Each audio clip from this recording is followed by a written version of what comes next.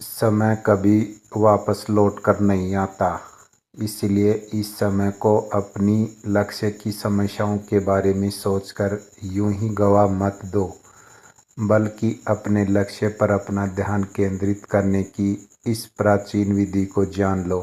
यह विधि कौन सी है जिससे कोई भी साधारण मनुष्य बड़ी सफलता हासिल कर सकता है? वही हम जो आज एक रोचक कहानी के माध्यम से जानेंगे। तो चलिए शुरुआत करते हैं। दोस्तों, विशाल पर्वतों की तलहटी पर एक छोटा सा गांव था जिसमें एक शेरपा रहता था, अर्थात एक पर्वतारोही रहता था। वह पर्वतारोही लोगों की राह दिखाया करता था। वह लोगों को ऊंची पर्वतों पर ले जाता था और उन्हें सही सलामत वापस ले आता था। इसी प्रकार शेरपा एक दिन कुछ लोगों को लेकर पर्वत की चढ़ाई पर गया था, लेकिन अचानक उस दिन एक दुर्घटना हो गई। उस शेरपा के पैरों में गहरी चोट लगी और उनके एक साथी की जान भी चली गई, जिसके कारण उसे बहुत तकलीफ हुई और वह शेरपा अपने आप को माफ नहीं कर पा रहा था। उसके बाद से वह शेरपा कभी भी ऊंची पहाड़ों पर नहीं गया। वही पास में रहकर एक छोटी सी दुकान चलाने लगा। देखते ही देखते समय बीता और अब उस शेरपा का लड़का भी जवान होने लगा था। वह भी अपने पिता के साथ उस दुकान पर पिता का हाथ बटाया करता था। अपने बचपन काल से ही लोगों को पहाड़ की चढ़ाई चढ़ते देखता रहता और उनके बारे में बातें करते सुन के पर्वत शिखर से दुनिया अलग दिखती है। इसलिए उस लड़के के मन में भी हमेशा उस पहाड़ को चढ़ने की लालसा रहती थी। लेकिन जब भी वह अपने पिता से कहता, पिताजी मैं भी इस पहाड़ पर चढ़ना चाहता हूँ, मैं भी जाकर यहाँ की दुनिया देखना चाहता हूँ, तब उसके पिता उसे हमेशा मना कर देते और कहते, बेटा ऊपर जाने में बहुत खतरा है, वहाँ बहुत जोखिम है, वहाँ तुम्हारी जान भी जा सकती है, पहाड़ों पर कुछ भी हो सकता है, वहाँ बहुत चलना पड़ता है, बहुत मेहनत करनी पड़ती है और इन पहाड़ों में तुम्हारा पैर भी फिसल सकता है। तुम उन लोगों की बातों में मत आओ, तुम वहीं रहकर आराम से अपना जीवन बिता सकते हो। जब वह लड़का अपने पिता से ऊपर चढ़ने की बात करता, तब तक उसके पिता वहाँ जाने से उसे रोक देते थे। एक दिन उस लड़के ने यह ठान लिया कि मुझे जीवन में कम से कम एक बार उस पहाड़ पर चढ़कर देखना है। मुझे खुद महसूस करना है कि वहाँ की दुनिया कैसी है, नहीं तो मेरे जीवन भर केवल इस दुकान पर ही रह जाऊँगा। मैं केवल लोगों के मुँह से यही सुनता रह जाऊँगा कि पहाड़ की दुनिया ऐसी है, पहाड़ की दुनिया वैसी है, लेकिन मैं उसे कभी देख नहीं पाऊँगा। जब के शेरपा को लगा कि उसका बेटा उसकी बात नहीं मानने वाला, तो उसने वहाँ पर जाने के लिए हामी भर दी और अपने बेटे से कहता है, बेटा ठीक है, यदि तुम जाना चाहते हो तो जा सकते हो, लेकिन मेरी एक बात हमेशा याद रखना, यदि तुम्हें कोई परेशानी हो तो वापस उल्टे पांव घर लौट आना। अपने पिता की आज्ञा पाकर वह लड़का अपना सारा सामान ले सबसे पहले उस पर्वत के नज़दीकी शिविर तक जाता है। वह सभी का पहला पड़ाव होता है जहाँ से लोग चढ़ाई शुरू करते हैं, जहाँ पर लोग पहले और आखिर बार रुकते हैं और जहाँ पर लोग पर्वत से नीचे उतरकर पहली बार विश्राम करते हैं। उस लड़के ने उसी शिविर में काम करना शुरू कर दिया। यहाँ से रहकर उसे और भी लोगों से उस पर्वत के बारे में जानने को मिल रहा था। वहाँ पर रहकर उसके दो काम पूरे हो रहे थे। पहला तो वह अपनी यात्रा के लिए कुछ पैसे जोड़ पा रहा था और दूसरा वह आते जाते लोगों से वहाँ की यात्रा के शिखर के बारे में जानकारी हासिल करने लगा। देखते ही देखते करीब 2 हफ्ते बीत गए। 2 हफ्ते के बाद जब उसने पर्याप्त धन इकट्ठा कर लिया तो उसने तय किया कि वह अगले हफ्ते की यात्रा प्रारंभ करेगा। लेकिन जब उसने कुछ लोगों की बात की तो उन लोगों ने उस लड़के से कहा, बेटा यहाँ का रास्ता बहुत कठिन है, तुम दूसरे शिविर पर जाओ, यहाँ तुम्हें चलने में आसानी होगी। लड़के ने उन लोगों की बात मान ली और वह शिविर को छोड़कर दूसरे शिविर में जा पहुंचा। वहां पर भी वह तरह तरह की यात्रियों को मिलता रहा। लोगों से बात करता रहा। उसने यहाँ की गई कहानियों भी सुनी, नए नए रास्ते शिखर के बारे में तरह तरह की जानकारी हासिल की। फिर एक दिन वह सुबह सुबह अपने मार्ग पर आगे बढ़ता चला। जब वह पहाड़ की चढ़ाई कर रहा था तभी रास्ते में उसे अनुभवी शेरपा मिला जो वहाँ पर बैठा हुआ था और वह करीब 1.5 वर्ष का था। उस अनुभवी शेर पास के लड़के की मित्रता शुरू में ही हो चुकी थी। तब वह 1.5 उम्र का आदमी उस लड़के से पूछता है, बेटा तुम उल्टी दिशा में क्यों जा रहे हो? तुम्हें तो सीधी दिशा में जाना चाहिए। तभी वह लड़का जवाब देते हुए कहता है, बाबा मैंने यहाँ पर शिविर में रहकर यहाँ से आने जाने वाले यात्रियों की सभी बातें सुनी और जानी है, यहाँ की कहानियाँ सुन ली है, इसलिए मैं और अधिक ऊपर नहीं जाना चाहता हूँ, क्योंकि मैंने यहाँ के बारे में अब सब कुछ समझ लिया है, इसलिए मैं वापस जा रहा हूँ। उस लड़के की यह बात सुनकर वह बाबा जोर जोर से हंसने लगा। तभी वह लड़का बड़े आश्चर्यचकित होकर उस बाबा से कहता, क्या हुआ बाबा, आखिर मैंने ऐसा क्या कह दिया कि आपको इतनी ज़ोर से हंसी आने लगी? तभी वह बाबा उस लड़के से कहता, बेटा पहाड़ रास्ते को समझा नहीं जाता बल्कि उन्हें अनुभव किया जाता है, उनका आनंद लिया जाता है। आगे वह बाबा उस लड़के से कहता, बेटा तुम पल के लिए सोचो, आखिर एक इंसान पहाड़ की छोटी सी क्यों चढ़ता है? क्योंकि वह इंसान खुद को बेहतर तरीके से जानना चाहता है, वह खुद तो कमियों को जानना चाहता है, तभी तो वह खुद की यात्रा पर निकलता है। और जो खुद की यात्रा निकलता है वह इंसान कहीं पहुंचता नहीं बल्कि वह भीतर की पूरी तरह से बदल जाता है। वह लड़का उन बाबा की बात बहुत ध्यानपूर्वक सुन रहा था। तभी बाबा लड़के से कहते हैं, बेटा यह यात्रा किसी भी इंसान के लिए बहुत महत्वपूर्ण होती है, लेकिन इंसान इस यात्रा में 2 गलतियां करता है। पहली गलती यात्रा शुरू ना करना और दूसरी यात्रा ख़त्म ना करना। आगे बहुत बूढ़ा बाबा उस लड़के से कहता है, बेटा मैं तुम्हें कई दिनों से देख रहा हूँ, शुरू में ही तुम बहुत ही उत्साहित थे, लेकिन तुम्हारे अंदर एक उत्सुकता नज़र नहीं आती। आखिर तुम्हारे भीतर का यह उत्साह कहाँ गया? तुम इतनी उत्साह के साथ इस पर्वत पर चढ़ाई करने आए थे, लेकिन आज देखो तुम वापस घर क्यों जा रहे हो? क्या कोई बात है? क्या कोई ऐसी बात है जो तुम्हें यह करने से रोक रही है? उन बाबा की यह बात सुनकर वह लड़का भावुक हो गया, उसकी आंखों में आंसू बहने लगे।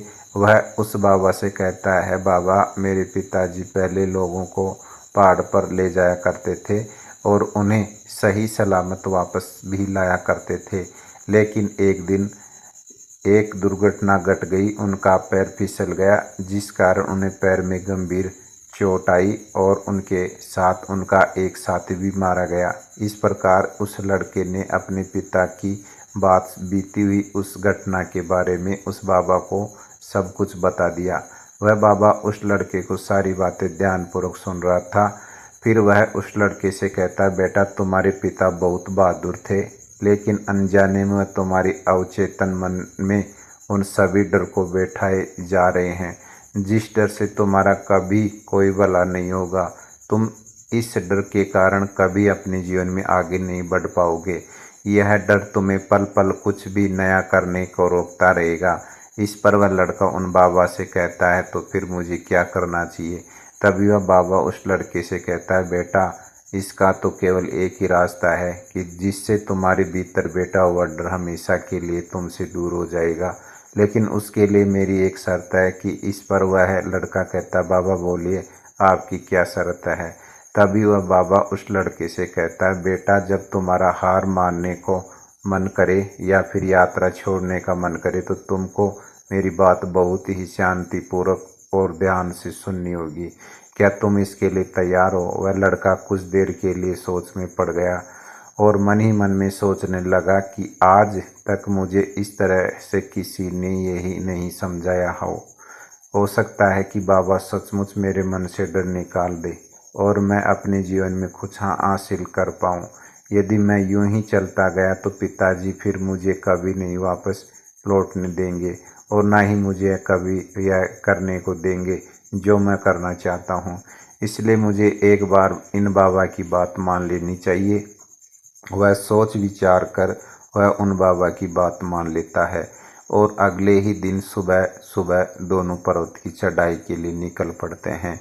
वह बाबा उस लड़के को बताता है कि आज दिन ढलने से पहले हमें कम से कम 15 किलोमीटर तक की चढ़ाई करना होगा।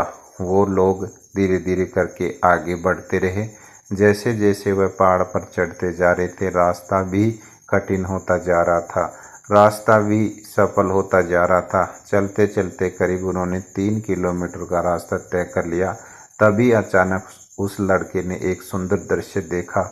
उसने देखा कि वहाँ पर एक छोटा सा घर था और साथ ही पास में ही एक छोटा सा ठेला हुआ था। लड़के ने यह भी देखा कि वहाँ पर 2 लोग बैठे थे। खाने की बहुत बढ़िया खुशबू आ रही थी। तभी लड़के के मन में अचानक एक विचार उत्पन्न हुआ, क्यों ना हम भी कुछ देर के लिए यहीं पर रुक जाएं। उसने तुरंत ही उन बाबा को आवाज़ दी और कहा, बाबा क्यों ना हम भी कुछ देर के लिए यहीं पर रुक जाते हैं, थोड़ा सा आराम कर लेते हैं। इस पर वह बाबा कहता है, बेटा अभी हमने चलना शुरू किया है, यदि हम यहीं पर रुक गए तो हमारी दिन का लक्ष्य पूरा नहीं हो पाएगा। तभी वह लड़का बाबा से कहता है, बाबा केवल थोड़ी देर के लिए हम कुछ खा लेते हैं। इस पर बाबा मुस्कुराने लगे और उस लड़के से कहते, बेटा ध्यान से सुनो, यह स्वयं की यात्रा में आने वाली पहली रुकावट है। यह उस पल पैदा होती है जिस पल हम अपने लक्ष्य को छोड़कर अपने आसपास की चीज़ों पर ध्यान देने लगते हैं। जब हमें ऐसा प्रतीत होता है कि हमें इन चीज़ों को सुख मिलेगा तो हम उनकी ओर मुड़ जाते हैं, हम इनकी तरफ खींचे चले जाते हैं और जिस पल हम उन लालच को ध्यान देने लगते हैं उसी पल हम अपना रास्ता भटक जाते हैं। लेकिन यदि तुम चाहो तो इस मानसिक स्थिति में जो अपना सही निर्णय ले सकते हो, इसलिए मन को स्थिर करो और चलते रहो। लड़के ने बाबा की बात मान ली। वह चुपचाप खड़ा होकर मन मारकर वह उन बाबा के पीछे पीछे चलने लगा। देखते ही देखते पूरा दिन बीत गया। पहले ही दिन की यात्रा थका देने वाली थी, लेकिन बहुत सुंदर भी थी। अगले दिन का रास्ता और भी कठिन था, इसलिए उन बाबा ने उस लड़के को सुबह जल्दी उठा दिया और फिर वे दोनों मार्ग में आगे की ओर बढ़ चले। उन्होंने अभी कुछ चढ़ाई चढ़ी थी कि तभी वहाँ से ज़ोरों से बारिश होने लगी और देखते ही देखते बारिश और भी तीव्र होने लगी। उन दोनों के कपड़े पूरी तरह से गीले हो चुके थे। लड़का तो ठंड में ठिठुरने लगा था, उनके हाथ पैर कांपने लगे थे। तभी वह मन ही मन में खुद को कोसने लगा और कहने लगा, काश मैंने उनकी बात न मानी होती, मैं बेवजह से ही उनकी बातों में आ गया। अच्छा खासा मैं घर जा रहा था, इस समय मैं घर पर बैठकर गर्म गर्म खाना खा रहा होता, घर पर आराम से विश्राम कर रहा होता। यह सोचता हुआ लड़का आगे बढ़ रहा था। उसका ध्यान भटक गया और रास्ते पड़े हुए एक पत्थर से उसका पैर टकरा गया और वह लड़का गिर गया। तब वह लड़का जोर से चिल्लाकर कहता है, हे बाबा, मैं तो आपकी बातों में बेवजह ही आ गया हूँ। तो घर ही बढ़िया था, कल से ठीक से खाना तक नहीं खाया और आज इतनी तेज़ बारिश की वजह से मैं परेशान हो रहा हूँ। हे बाबा, मैं अब घर जाना चाहता हूँ, मुझे आज्ञा दो। उन बाबा ने उस लड़के की किसी भी बात पर जवाब नहीं दिया, बल्कि वह चुपचाप उनकी सारी बातें सुनते रहे, उनकी मन स्थिति को समझते रहे। और कुछ देर बाद वह उस लड़के से कहते हैं, बेटा मेरे गुरु कहा करते थे कि सावधान रहो, शिकायत मत करो। इस पर पलट कर लड़का कहता है, बाबा आप क्या कहना चाहते हो, मेरी समझ में नहीं आ रहा है। तभी वह बाबा एक बार फिर मुस्कुराने लगा और उस लड़के से कहता है, बेटा खुद को जानने की यात्रा में, खुद को जीतने की यात्रा में दूसरे आने वाले सबसे बड़ी रुकावट पसंद और नापसंद है। इस समय हम कहीं और हैं, लेकिन हो ना कहीं और जाते हैं। इस समय इस पर्वत पर तेज़ बारिश हो रही है, लेकिन तुम गर्म कंबल पर सोना चाहते हो। जब हमारे भीतर इस प्रकार के विचार उत्पन्न होने लगते हैं तो हमारे भीतर तनाव पैदा होने लगता है और इस तनाव से हम पूरी तरह से परेशान हो जाते हैं, हमारा ध्यान भटक जाता है और इस परेशानी के कारण हम कुछ ना कुछ गलती अवश्य कर देते हैं और फिर हम खुद को कोसने लग जाते हैं। आखिर में हम इस यात्रा को यहीं पर समाप्त कर देते हैं। इसलिए मेरी एक बात और याद रखना, कभी भी निराश होकर पसंद और नापसंद के चक्कर में मत उलझना, क्योंकि पसंद और नापसंद का यह बोझ तुम्हें कभी चैन से सोने नहीं देगा और इसमें यदि तुम फंस गए तो तुम कभी भी उसे निकल नहीं पाओगे, तुम कभी भी अपने कार्यों में सफल नहीं हो पाओगे और इसी कारणवश तुम अपने कार्य में कभी निरंतरता भी नहीं ला पाओगे। इसलिए तुरंत ही अपना ध्यान उम्मीदों से हटाकर क्षण में ले आओ, अपने चारों ओर देखो, यह पर्वत बारिश में कितना शांत, चारों तरफ कितनी खामोशी। उन बाबा की यह बात सुनकर उस लड़के ने शिकायत करना बंद कर दी और कुछ ही देर में वह शांत हो गया और तब उसे इस बात का एहसास हुआ कि निराश केवल अपनी उम्मीदों के कारण हो रहा था। उसे इस बात का भी एहसास हुआ था इस समय थोड़ी सी असुविधा जरूर थी, लेकिन समय आते ही उसका समाधान हमें मिल जाएगा। ये विचार आते ही उनका मन पूरी तरह से शांत हो गया और वह भी पहाड़ के उस शांति को महसूस करने लगा। फिर वह बाबा के पीछे पीछे फिर से एक बार आगे बढ़ने लगा।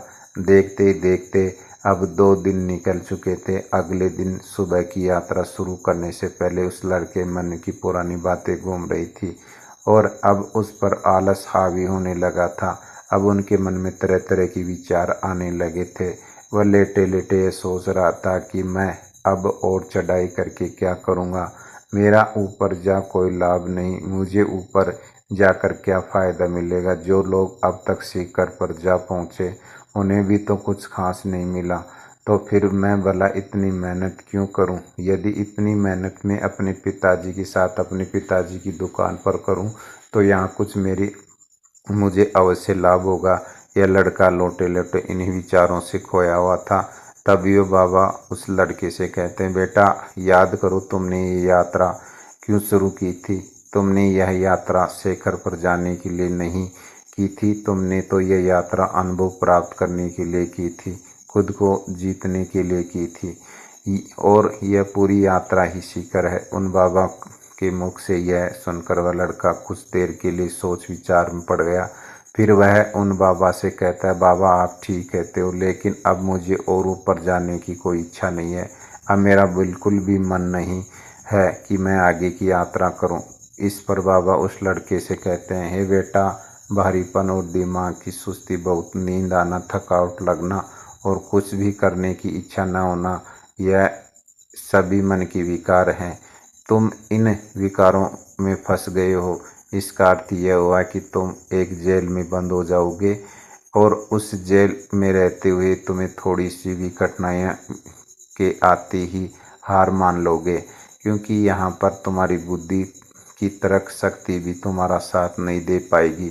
इसलिए आलस छोड़ो और तुरंत उठो और मेरे साथ चलो। उन बाबा की इतना कहने पर उस लड़के को उन बाबा की बात याद आई। उन बाबा ने सफ़र शुरू होने से पहले ही कहा था कि जब भी तुम्हारा मन हारने के लिए कहे तब तुम्हें मेरी बात ध्यानपूर्वक सुननी होगी। लड़के को अपना वादा याद आ गया। वह तुरंत ही उठ खड़ा हुआ और दोनों ने अपना सफ़र फिर एक बार प्रारंभ किया। देखते ही देखते शाम का वक्त हो चुका था और शाम के वक्त लड़का को उस पर्वत पर कुछ ऐसे लोग मिले जिनकी तैयारियां उनकी कहीं ज़्यादा आधुनिक थी। उनके साथ आधुनिक उपकरण थे। वह देखकर वह लड़का मन ही मन में सोचने लगा कि इनके पास तो इतने आधुनिक उपकरण है, यहाँ तो अवश्य ही इस पहाड़ की चढ़ाई से चढ़ लेंगे, लेकिन मेरे पास तो कुछ भी नहीं है। यदि मैं असफल हो गया तो मेरे पिताजी क्या कहेंगे? इस प्रकार के विचार आते ही वह एक बार फिर से निराश हो गया और एक जगह खड़ा होकर उन्हीं के बारे में सोचने लगा। यह देखकर वह बाबा उस लड़के से कहते हैं, बेटा यही आखिरी पड़ाव है। ऐसी मानसिक स्थिति में हमारे ऊपर संदेह हावी हो जाता है, हमारे भीतर तरह तरह के सवाल पैदा होने लगते हैं क्या मैं यह कर पाऊंगा? यह मुझे नहीं हुआ। यदि मैं असफल हो गया, लोग क्या कहेंगे? ऐसी स्थिति आते ही हमारी यात्रा धीमी होने लगती है और हम खुद पर संदेह करने लगते हैं और हम यह भूल जाते हैं कि हमारा लक्ष्य क्या है। हमारा सारा ध्यान केवल अपनी कमियों पर चला जाता है। ऐसी अवस्था में तुम कभी भी अपने लक्ष्य को प्राप्त नहीं कर पाओगे। इसलिए मेरी एक बात और याद रखना कि तुमने ये यात्रा बेहतर इंसान बनने के लिए की थी, खुद को बेहतर रूप में जानने के लिए की थी। संदेह तुम पर हावी ना हो, इसलिए खुद को बीते हुए कल से आज के को देखो कि क्या तुम कल से बेहतर हो या नहीं। आगे वह बाबा उस लड़के से कहता है, तुम्हें बस खुद को जीतना है। हर दिन रात केवल यही सोचो कि आज मैंने कल से बेहतर किया है कि नहीं। मैं कल को बेहतर बनने के लिए एक छोटी सी चीज़ क्या कर सकता हूँ। हर दिन अपनी छोटी छोटी जीत को याद करो। बस तुम्हें इतना ही तो करना है। जब तुम अपना ध्यान अपनी जीत पर लाओगे, तुम्हारे भीतर का संदेह खुद ही खत्म हो जाएगा। उन बाबा की बात उस लड़के ने ध्यानपूर्वक सुनी। उसके बाद उनका मन धीरे धीरे पूरी तरह से शांत हो गया। उसे ऐसा लगने लगा कि मानो वह बहुत हल्का महसूस कर रहा था। उसके मन का सारा बोझ अब पूरी तरह से हटा लिया गया हो। वह उन बाबा के पीछे पीछे धीरे धीरे एक बार फिर आगे बढ़ने लगा। वे दोनों एक साथ आगे बढ़ते जा रहे थे। वे दोनों एक दूसरे को अपनी कहानियाँ सुना रहे थे और इस बीच रास्ते में कई रुकावटें भी आईं, जिस पर बाबा उस लड़के को सतर्क करते और उनका लड़का खुद ब खुद की मन को काबू पाना सीख चुका था। उसने अपने मन को जीत लिया। अब वह किसी भी कार्य को कर सकता है, वह किसी भी कार्य में सफल हो सकता है। इस यात्रा के बाद वह पिता की सही मायने को मदद कर सकता है। अब बाबा और वह लड़का लगातार यात्रा में आगे बढ़ रहे थे और कई दिनों की यात्रा के बाद आखिरकार वे दोनों शिखर पर जा पहुँचे। शिखर पहुंचकर उस लड़के ने वहां की असीम शांति का अनुभव किया। उस लड़के ने वहां खड़े होकर यह सोचा कि यहाँ तक बहुत कम लोग पहुंचते हैं और जो लोग यहाँ पर पहुंच पाते हैं उनका अनुभव प्राप्त हो जाता है। इस दौरान उस लड़के के चेहरे पर एक गहरी मुस्कान थी। उस शिखर पर खड़े होकर उसे जीत का एहसास हो रहा था। उसका सीना चौड़ा हो चुका था। वह वहाँ खड़े होकर अपने सफ़र के बारे में सोचने लगा। कितनी बार उसने अपने मानसिकता स्थिति का सामना किया और आगे बढ़ा और यहाँ तक पहुँच गया। और उसे यह भी एहसास हुआ कि जितनी बार उसने अपने मानसिक स्थिति का सामना किया, अपने मन को काबू किया, वह उतनी ही बार उसे खड़ा हुआ। तब उनके मन में एक विचार और आया। वह सोचने लगा कि बाबा सही कहते हैं, पूरी यात्रा में कई शिखर हैं। बाबा को धन्यवाद कहने के लिए जब वह लड़का पीछे मुड़ा तो वहाँ पर कोई नहीं था। उसने यहाँ देखा, उसने आवाज़ लगाई, लेकिन कोई भी उसकी आवाज़ पर आगे नहीं आया। तो दर्शकों, अब चलिए ज़िंदगी में कैसे स्थिर बुद्धि रहकर सही निर्णय लिया जा सकता है, इस विषय पर अगली कहानी की शुरुआत करते हैं। बहुत समय पहले की बात है। एक छोटा सा राज्य था। उस राज्य का राजा बहुत खुशहाल था। उसके पास किसी चीज़ की कोई कमी नहीं थी। प्रजा भी अपने राजा को खूब आदर सत्कार किया करते थे। प्रजा अपने राजा से बहुत खुश थी, लेकिन आज कुछ ऐसा हुआ था जिससे राजा की भी नींद हराम हो चुकी थी। राजा को रात भर नींद नहीं आ रही थी। 25 सालों से आज तक ऐसा कभी नहीं हुआ था। राजा के साम्राज्य में आज तक किसी ने हमला करने का प्रयत्न तक नहीं किया था, लेकिन आज पड़ोसी राज्य ने उस छोटे से राज्य पर आक्रमण कर दिया। आज राजा को अपने 25 साल में पहले दिन याद आने लगे, जब वह एक राजा ना होकर केवल सेनापति था और वह अपनी राजा की आज्ञा का पालन करते हुए युद्ध की तैयारियां कर रहा था। लेकिन उस वक्त उसके मन में कोई शंका नहीं थी, किसी चीज़ का निर्णय नहीं लेना था, इसलिए यह चैन से उन चीज़ों की तैयारी में जुटा था। राजा बहुत दुविधा में था। उसे समझ नहीं आ रहा था कि आखिर वह अपने साम्राज्य को किस तरह से किसी और राजा के हाथों में सौंप दे। जिस साम्राज्य का हासिल करने के लिए उसने दिन रात कर दिया था। कई लोगों को धोखा दिया, कई लोगों को पीड़ा दी, कई लोगों को कष्ट दिया। इस प्रकार की राजनीति रची, कई प्रकार के षड्यंत्र थे। इतनी सारी मेहनत करने के बाद जब उसके राजा को सिंहासन प्राप्त हुआ, उस सिंहासन को, उस साम्राज्य को वह अपने हाथों कैसे और कैसे थमा दे। राजा को कुछ भी समझ में नहीं आ रहा था कि वह क्या करे। वह बहुत चिंतित था, परेशान था, करवटें बदल रहा था, लेकिन उसे कोई तरीका सूझ ही नहीं रहा था। राजा यह बात बहुत अच्छी तरह से जानता था कि बात केवल मेरी नहीं है, इस पूरी साम्राज्य की है। राजा ध्यान करना जानता था। वह बार बार ध्यान करने का प्रयास भी कर रहा था ताकि शांत हो सके, उसका मन शांत हो सके और वह अपनी अंतरात्मा की आवाज़ सुन सके। उसने कई बार प्रयास किया, लेकिन हर बार उसे असफलता हाथ लगी। वह अपने मन की आवाज़ अर्थात अपनी अंतरात्मा की आवाज़ सुनने में असफल रहा, जिस कारण वह बहुत ही परेशान था, चिंतित था और बहुत दुविधा में था। यह समझ नहीं पा रहा था कि आखिर यह क्या फैसला करे, और उसके पास बहुत कम समय भी बचा हुआ था। केवल उसके पास आज रात का ही समय था। कल सुबह पड़ोसी राज्य उस पर आक्रमण कर देगा।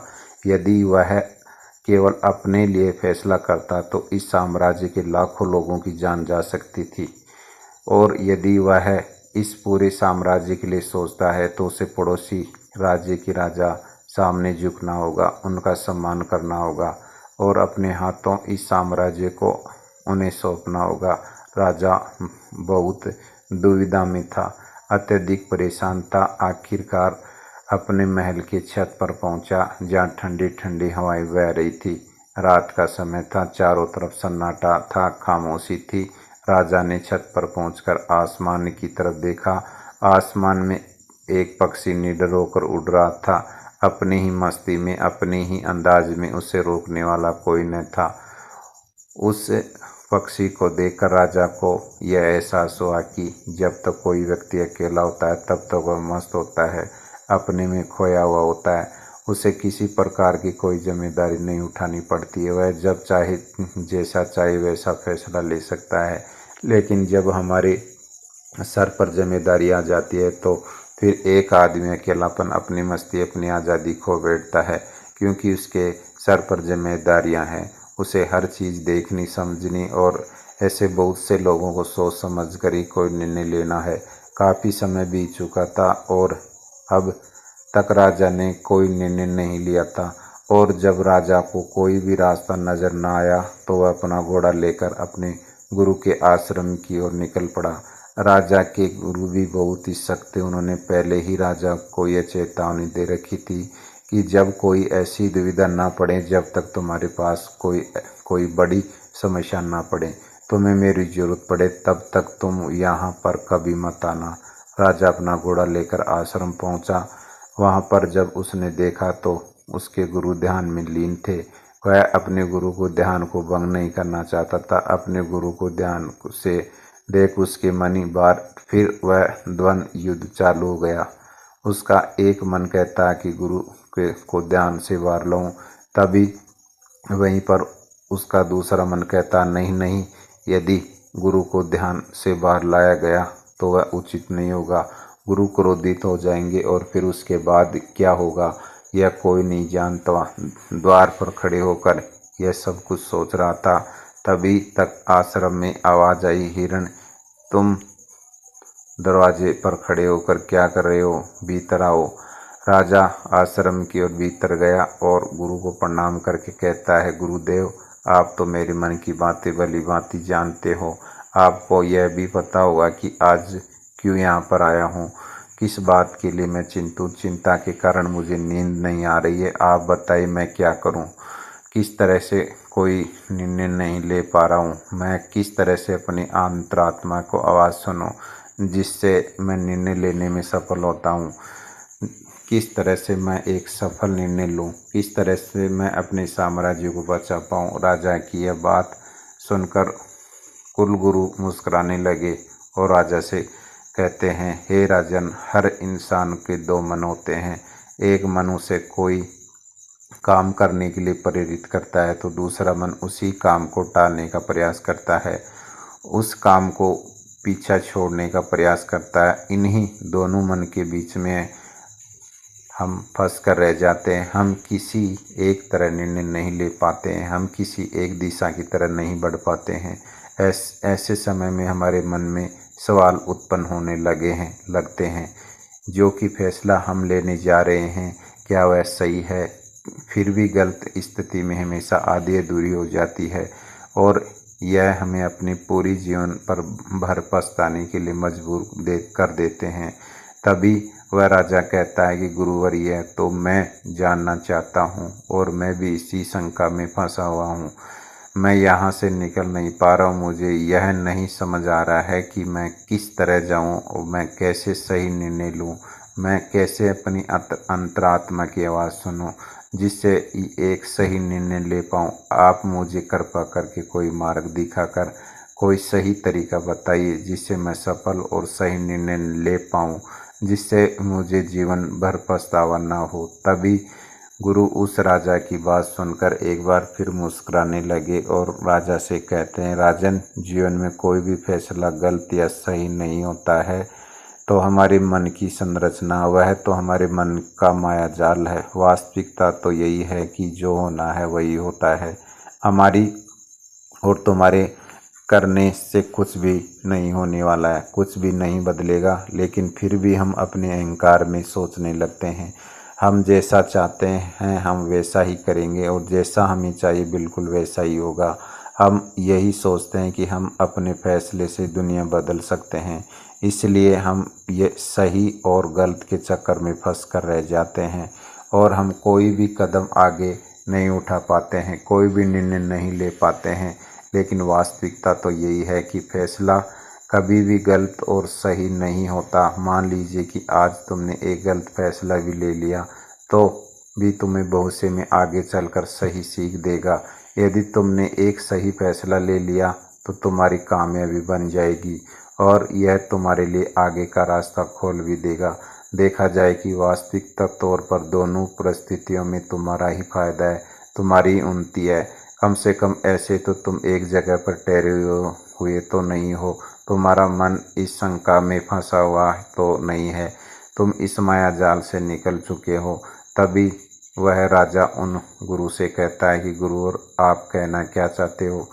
आप कहीं यह तो नहीं कह रहे हो कि मैं बिना सोच विचार करके निर्णय ले लूं?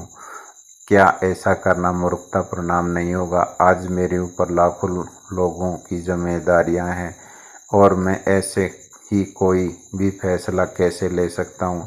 तभी गुरु मुस्कुराते हुए राजा से कहते हैं, हे राजन, तुम मेरी बात समझ नहीं आ रही हो। मैं तुमसे ऐसा नहीं कह रहा हूँ कि तुम सोच विचार कर निर्णय ना लो, बल्कि मैं तो यह कह रहा हूँ कि अच्छी तरह से सोच विचार कर निर्णय लो और अच्छी तरह से सोचने के बाद, पूर्ण रूप से सोच विचार करने के बाद तुम अपने दोनों मन को एक जगह पर सहमत कराओ।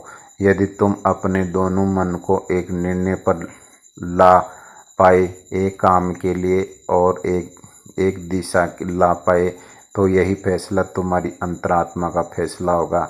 तुमने कई बार यह अनुभव तो किया ही होगा कि इसी काम को तुम्हारा मन तो लग रहा है, लेकिन बुद्धि तुम्हारा साथ नहीं दे रही है। बुद्धि तुम्हारा पल पल विरोध कर रही है और ऐसी परिस्थिति में हमारे मन और हमारी बुद्धि के बीच युद्ध चल रहा होता है। लेकिन यहाँ पर समझने वाली बात यह है कि जो बातें तुम्हारे मन में उठ रही है वही बात तुम्हें सही रास्ते पर ले जाना चाहती है।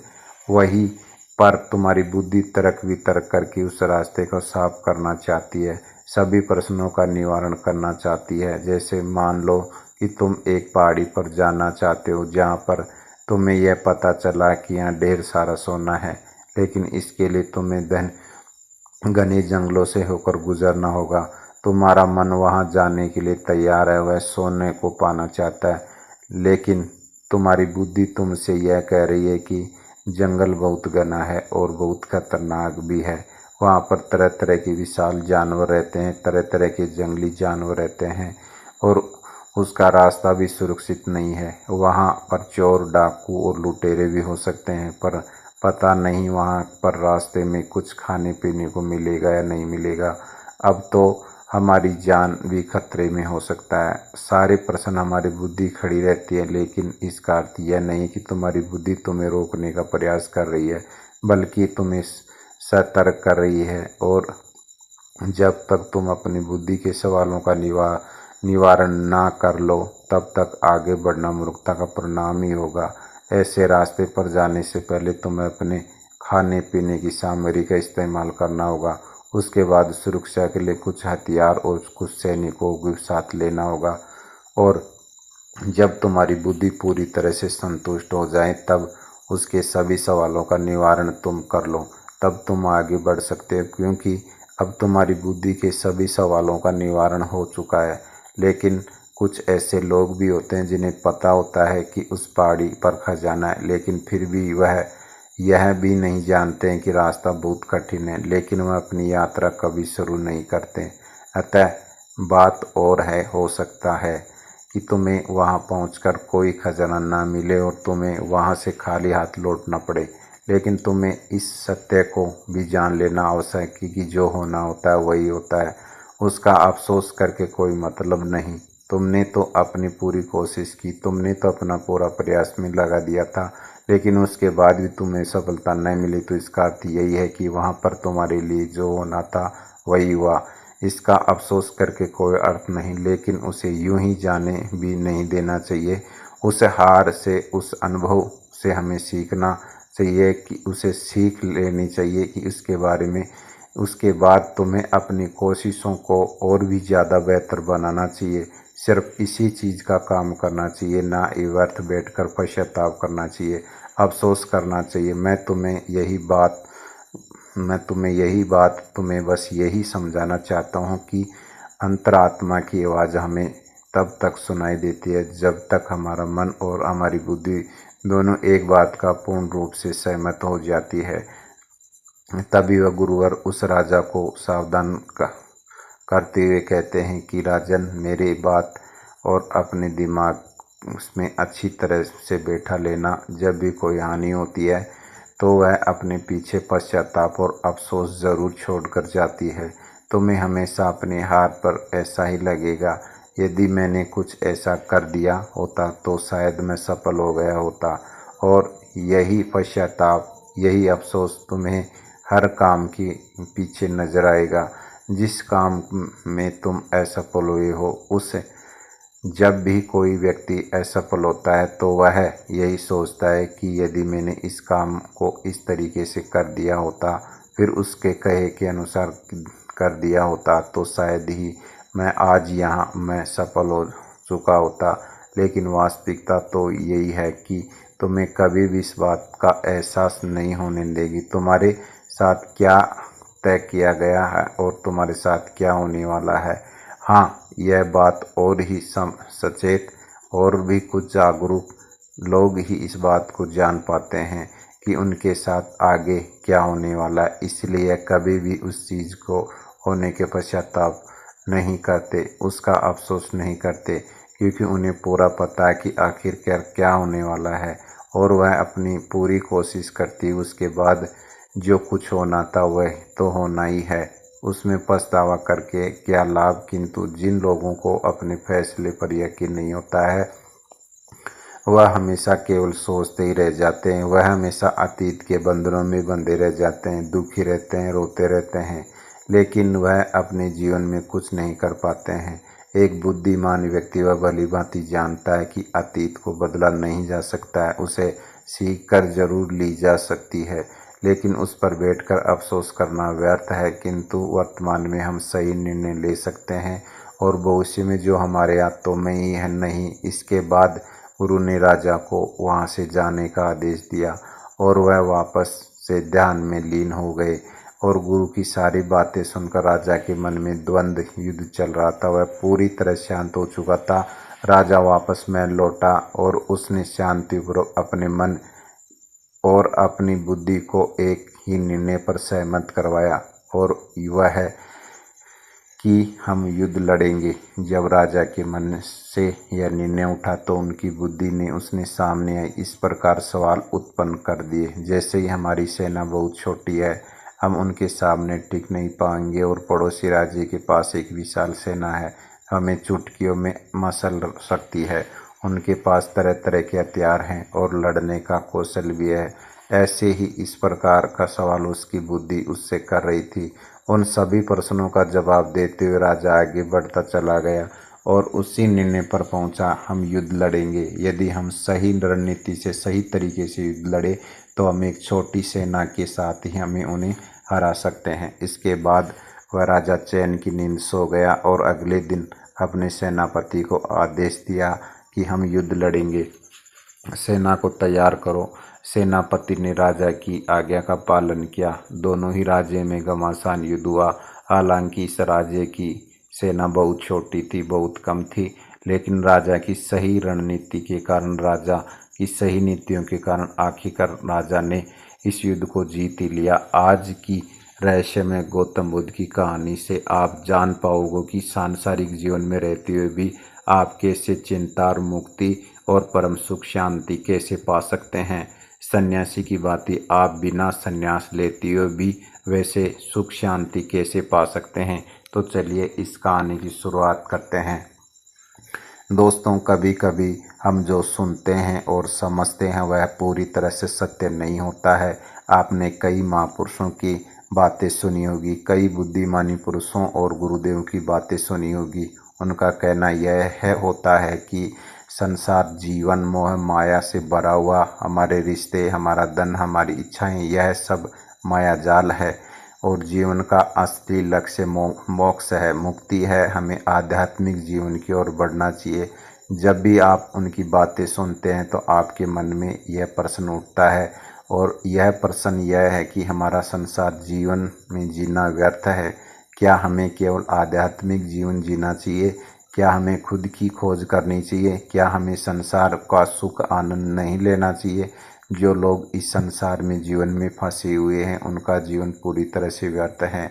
किसी को अपने माता पिता के लिए धन कमाना है तो कोई अपने परिवार को सुखी देखना चाहता है, कोई अपने बच्चे की चिंता से दुखी है, तो कोई अपने लिए कुछ करना चाहता है, नाम कमाना चाहता है, कोई अपने प्रेमिका को खुश रखना चाहता है, कोई अपने प्रेमिका को पाना चाहता है, कोई बड़ा आदमी बनना चाहता है, तो कोई राज करना चाहता है, कोई साधारण जीवन जीना चाहता है। इसी प्रकार हम सभी की तरह तरह के सपने, तरह तरह के विचार हैं। हम सभी को अपने जीवन में कुछ ना कुछ तो चाहिए ही, परंतु सभी बौद्ध पुरुष जब हमारे सामने आते हैं तो हमारे इन सपनों का तोड़ मरोड़ कर रख देते हैं। जब कहते हैं कि संसार जीवन व्यर्थ है, खुद को जानो, खुद को पहचानो, आध्यात्मिकता की राह पर चलो, तब उस वक्त हमारे मन में, हमारे मस्तिष्क में तरह तरह के विचार उत्पन्न होने लगते हैं। तब हमें यह समझ नहीं आता आखिर हम सांसारिक जीवन जिए या फिर आध्यात्मिक जीवन, आखिरकार हम क्या करें। आपके साथ भी कभी ना कभी ऐसा हुआ होगा। क्या आपके भी मन में कोई प्रश्न है जो हमें कमेंट ज़रूर बताएगा। चलिए आगे बढ़ते हैं और इसके पीछे की वास्तविकता को जानते हैं और इन सब के बीच हमें जीवन की संतुष्टि कैसे मिलेगी, हम पूरी तरह से खूब खुश कैसे रह सकते हैं। क्या हमें सब छोड़ छाड़ कर बौद्ध भिक्षु की तरह सब कुछ त्याग कर आनंद मिलेगा। हमारे रिश्ते, पैसा कमाने की इच्छाएं और परिवार के साथ संबंध, हमारे दोस्त क्या कुछ मायने नहीं रखते। दोस्तों, वास्तविकता तो यही है कि आप उन बुद्ध पुरुषों की बातों को अच्छी तरह से समझ ही नहीं पा रहे हो, क्योंकि यह कहना कुछ और चाहते हैं और आप उनकी बातों का मतलब कुछ और निकाल रहे हो। आप उनकी बातों में कुछ और ही समझ रहे हो। महात्मा बुद्ध खुद ही कहते हैं उन्हें गरीबी पसंद नहीं है। वे यह कहते हैं आपको सफलता प्राप्त करने के लिए आर्थिक रूप से सक्षम बनना आवश्यक है। इसका मतलब है कि जब तक आप गरीब हैं और आपके पास आर्थिक संसाधनों की सामग्री नहीं है, तब तक आप अपनी आत्मा को खोज में आगे नहीं बढ़ सकते। और ठीक उसी के विपरीत संपन्नता और अमीर होना भी आपकी आध्यात्मिक मार्ग में बाधा बन जाती है। कई महापुरुषों ने, कई बौद्ध भिक्षुओं ने अपनी बातें बहुत ही सीधी और सरल भाषा में कही है, लेकिन हम इन सभी बातों का अर्थ और कुछ ही निकाल बैठते हैं। हम सभी उनकी बातों को समझ नहीं पाते हैं, क्योंकि उनकी बातें रोज़मर्रा की ज़िंदगी में बिल्कुल अलग होती है। वे लोग कहना तो कुछ और चाहते हैं, लेकिन हम में से ज़्यादातर लोग उनकी बातों का मतलब कुछ और ही निकाल लेते हैं।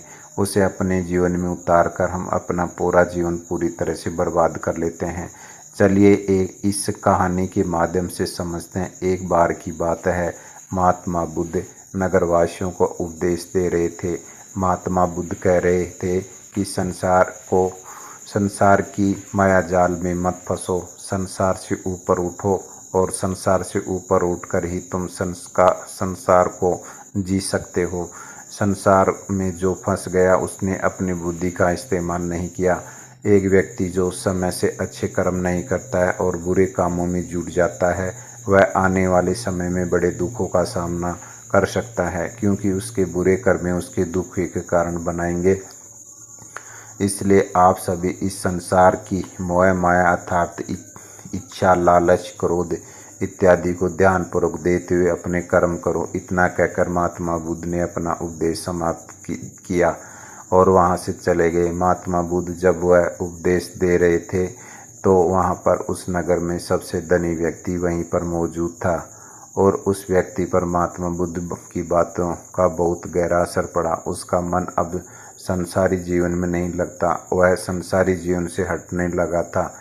अब उसे अपना सब कुछ किया हुआ व्यर्थ नजर आने लगा था। देखते ही देखते कुछ ही सालों तक उसका सारा व्यापार चौपट होने लगा था। उस धनी व्यापारी के परिवार में सभी सदस्य उसी तरह से देखकर बहुत चिंतित रहने लगे और जब कोई उससे बात करने की कोशिश करता तो वह धनी व्यापारी एक ही बात कहता, धन दौलत तो सब बेकार की चीज़ें, यह सब तो मोह माया है, सब बेकार है। भला हम रिश्ते निभाकर क्या करेंगे, यह सब तो वासना है। जीवन तो केवल एक ही है और वह है मुक्ति। अब तो केवल उसी की प्यास है। इतना समझ चुका हूँ कि अब मैं जो भी होगा वह सब अच्छा ही होगा। अब मैं उससे व्यापार पर भी ध्यान देना बिल्कुल बंद कर दिया। देखते देखते वह धनी व्यापारी उस नगर का सबसे गरीब व्यक्ति बन चुका था। वह पूरी तरह से निर्धन हो चुका था। उसका सब कुछ बर्बाद हो चुका था। उसका पूरा परिवार सड़क पर आ गया था। एक दिन जब उसके घर के खाने के लिए कुछ नहीं बचा तो उसने अपने आप से कहा, यह मैंने क्या कर दिया। सब कुछ तो बहुत अच्छा चल रहा था, लेकिन मैंने अपने ही हाथों में सब कुछ बर्बाद कर दिया। आज मेरे परिवार का हर सदस्य भूखा है, उनके पास खाने के लिए कुछ नहीं है और मैं उनके लिए कुछ नहीं कर पा रहा हूँ। यह सब सोच ही रहा था, तभी उसे याद आया कि उसने महात्मा बुद्ध की बातों पर आकर अपना जीवन बर्बाद कर लिया। ना तो उसे मुक्ति मिली है, ना ही धन। यह सोच रहा कि मैं कहीं का नहीं रहा। थोड़ी थोड़ी भोजन के लिए भी आज मुझे रोज़ मरना पड़ा है। हर रोज़ मुझे मेहनत करनी पड़ती है, तब जाकर मेरे परिवार की 2 वक्त की रोटी मिल पाती है। अपने परिवार की इस तरह से बुरी हालत देखकर उससे रहा नहीं गया। वह बहुत चिंतित रहने लगा। वह बहुत परेशान हो चुका था। एक दिन वह अपने घर से भाग गया। रास्ते में जब वो आगे बढ़ रहा तब उसके मन में ख्याल आया कि वह कहाँ जाएगा, किसकी मदद मांगेगा, आखिर जब उसका साथ कौन देगा। तभी उसको याद आया कि उसे महात्मा बुद्ध के पास ही जाना चाहिए, क्योंकि बुद्ध के कारण ही आज उसकी यही हालत हुई है। उसके हालत की जिम्मेदारी तो वही है। मैं सीधा सीधा अपने मार्ग पर जा रहा था, लगातार अपने व्यापार में उन्नति कर रहा था, लेकिन जब मैंने उनकी बातें सुनी तब मेरा मन विचलित हो गया। मुझे समझ नहीं आया कि मैं जो जीवन जी रहा हूँ, क्या यह सत्य है या फिर जो जीवन जी रहा हूँ सत्य है। उनकी चिकनी चौपड़ी बातों में आकर मैंने अपना सब कुछ बर्बाद कर दिया। मेरी हालात में जिम्मेदार तो वही है, इसलिए मुझे उनके पास ही जाना चाहिए। अपने मन में क्रोध लिए 2 दिनों लंबी यात्रा करके महात्मा बुद्ध के पास पहुंचा क्रोध में आकर महात्मा बुद्ध से कहता है कि बुद्ध, आपके कोई ज्ञान नहीं, ना ही आपने सत्य की प्राप्ति की, आप तो केवल भोले वाले लोगों को हंसाना जानते हैं, अपनी चिकनी चौपड़ी बातों से उसे बहलाना जानते हैं। आप लोगों को सीधे फायदा उठाकर अपनी प्रसिद्धि और अपनी प्रशंसा करवाते हैं।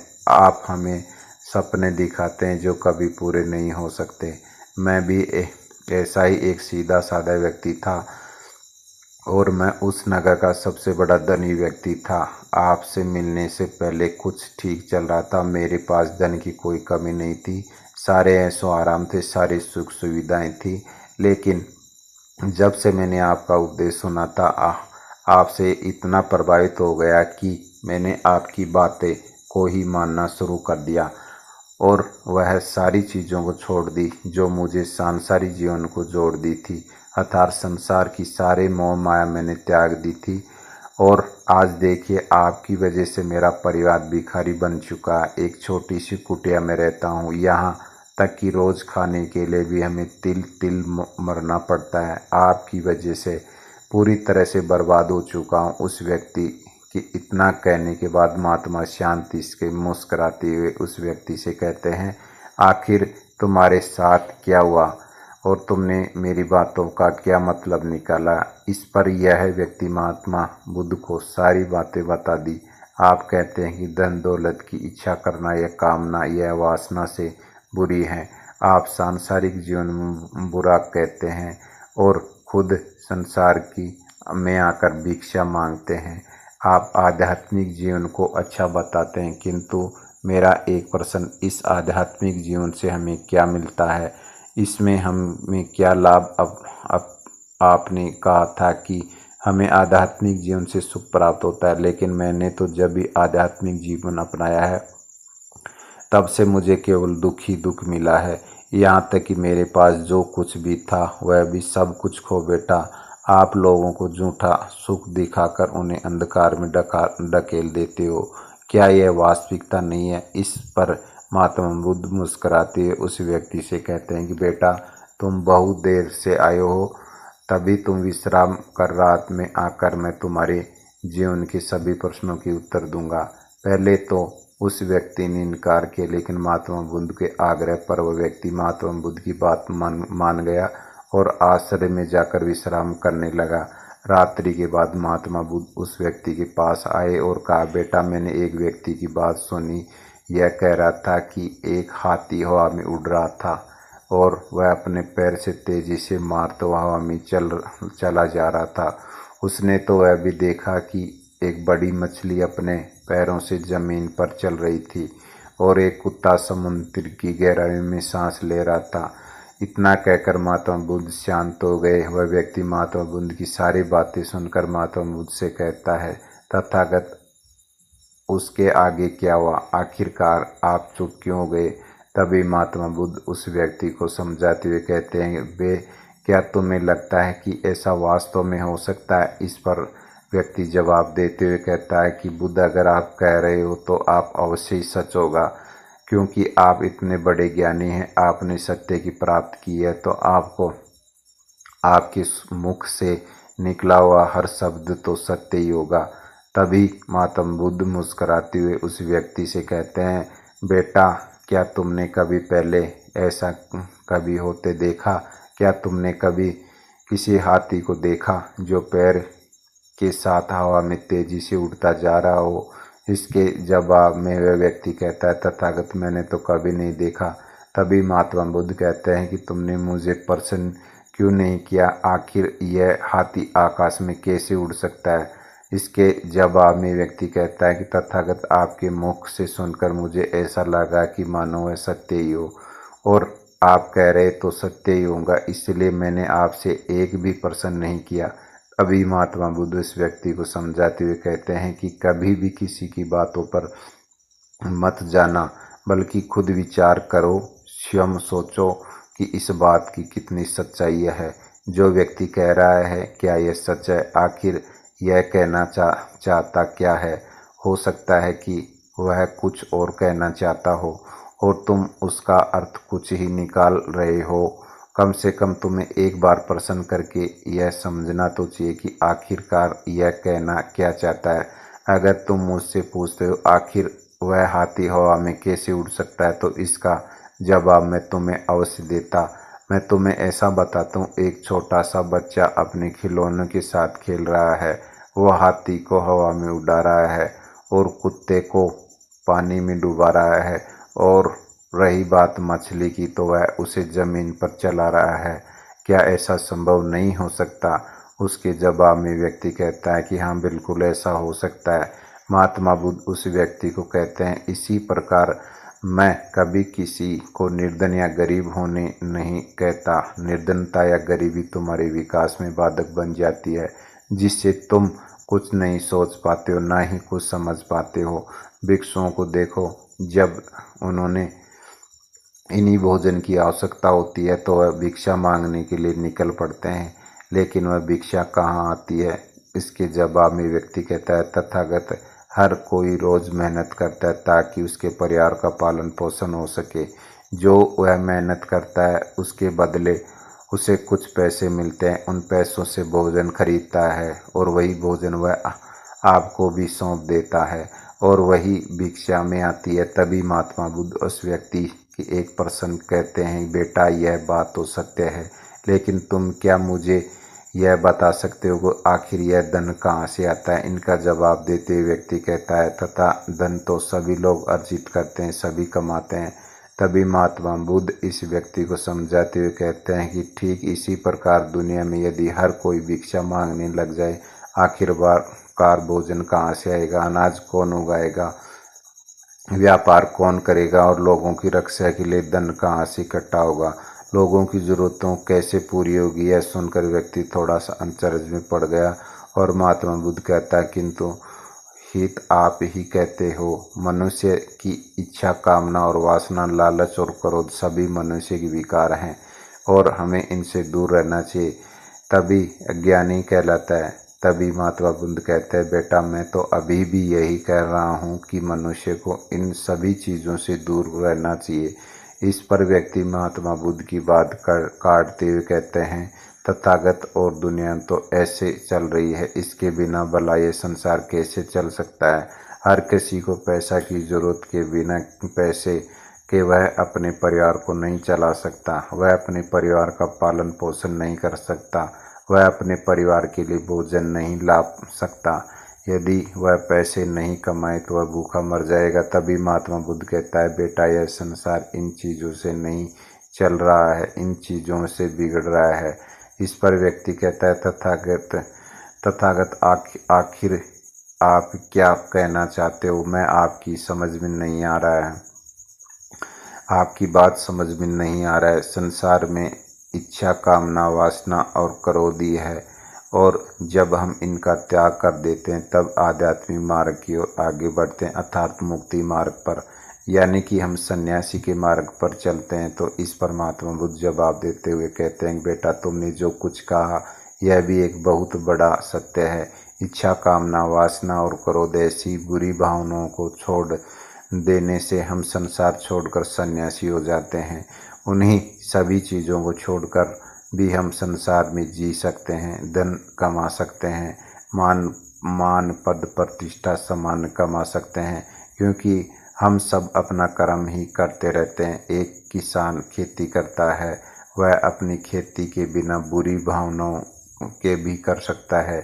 एक व्यापारी व्यापार करता है, तो इस प्रकार की चीज़ों से यह पहुँचाना होता है, और एक व्यापारी इन चीज़ों को बिना बुरी भावनाओं के कर सकता है।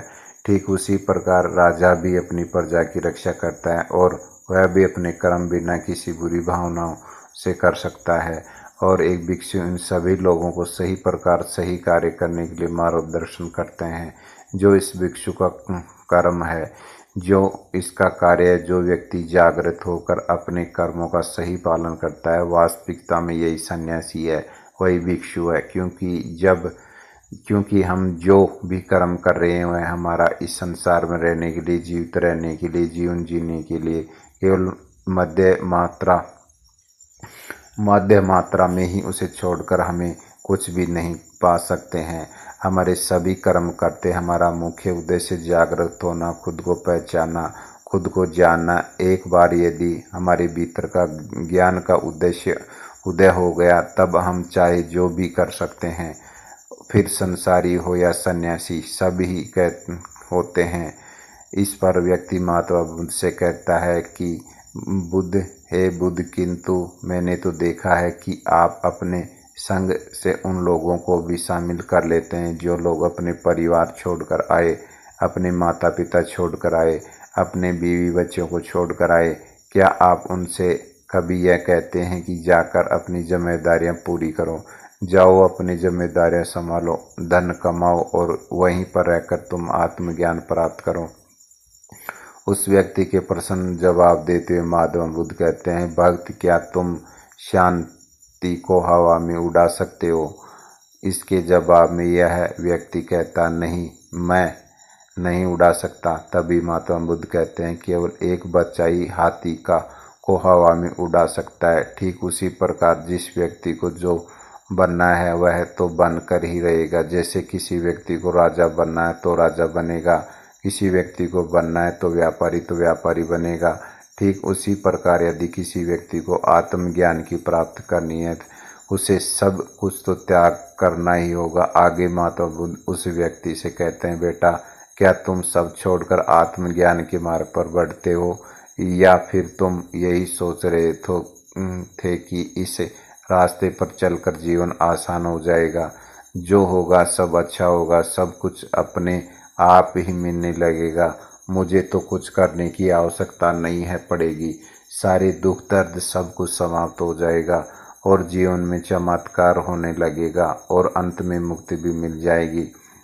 महात्मा बुद्ध की यह बात सुनकर उस व्यक्ति ने अपनी गलती का एहसास हो गया। वह महात्मा बुद्ध के चरणों में गिर पड़ा और कहने लगा, तथागत, आप सत्य कहते हैं। मैंने तो कुछ ऐसा ही सोचा था, क्योंकि मेरा व्यापार सही नहीं चल रहा था, तो मुझे लगा कि सब कुछ छोड़कर सब मिल जाएगा, मुझे कुछ करने की आवश्यकता ही नहीं पड़ी और मेरे सारे दुख दर्द हमेशा हमेशा के लिए खत्म हो जाएंगे और मैं आत्मज्ञान प्राप्त कर पाऊंगा। तभी महात्मा बुद्ध उस व्यक्ति से कहते हैं, बेटा, भिक्षु हो जाना कोई आसान बात नहीं है।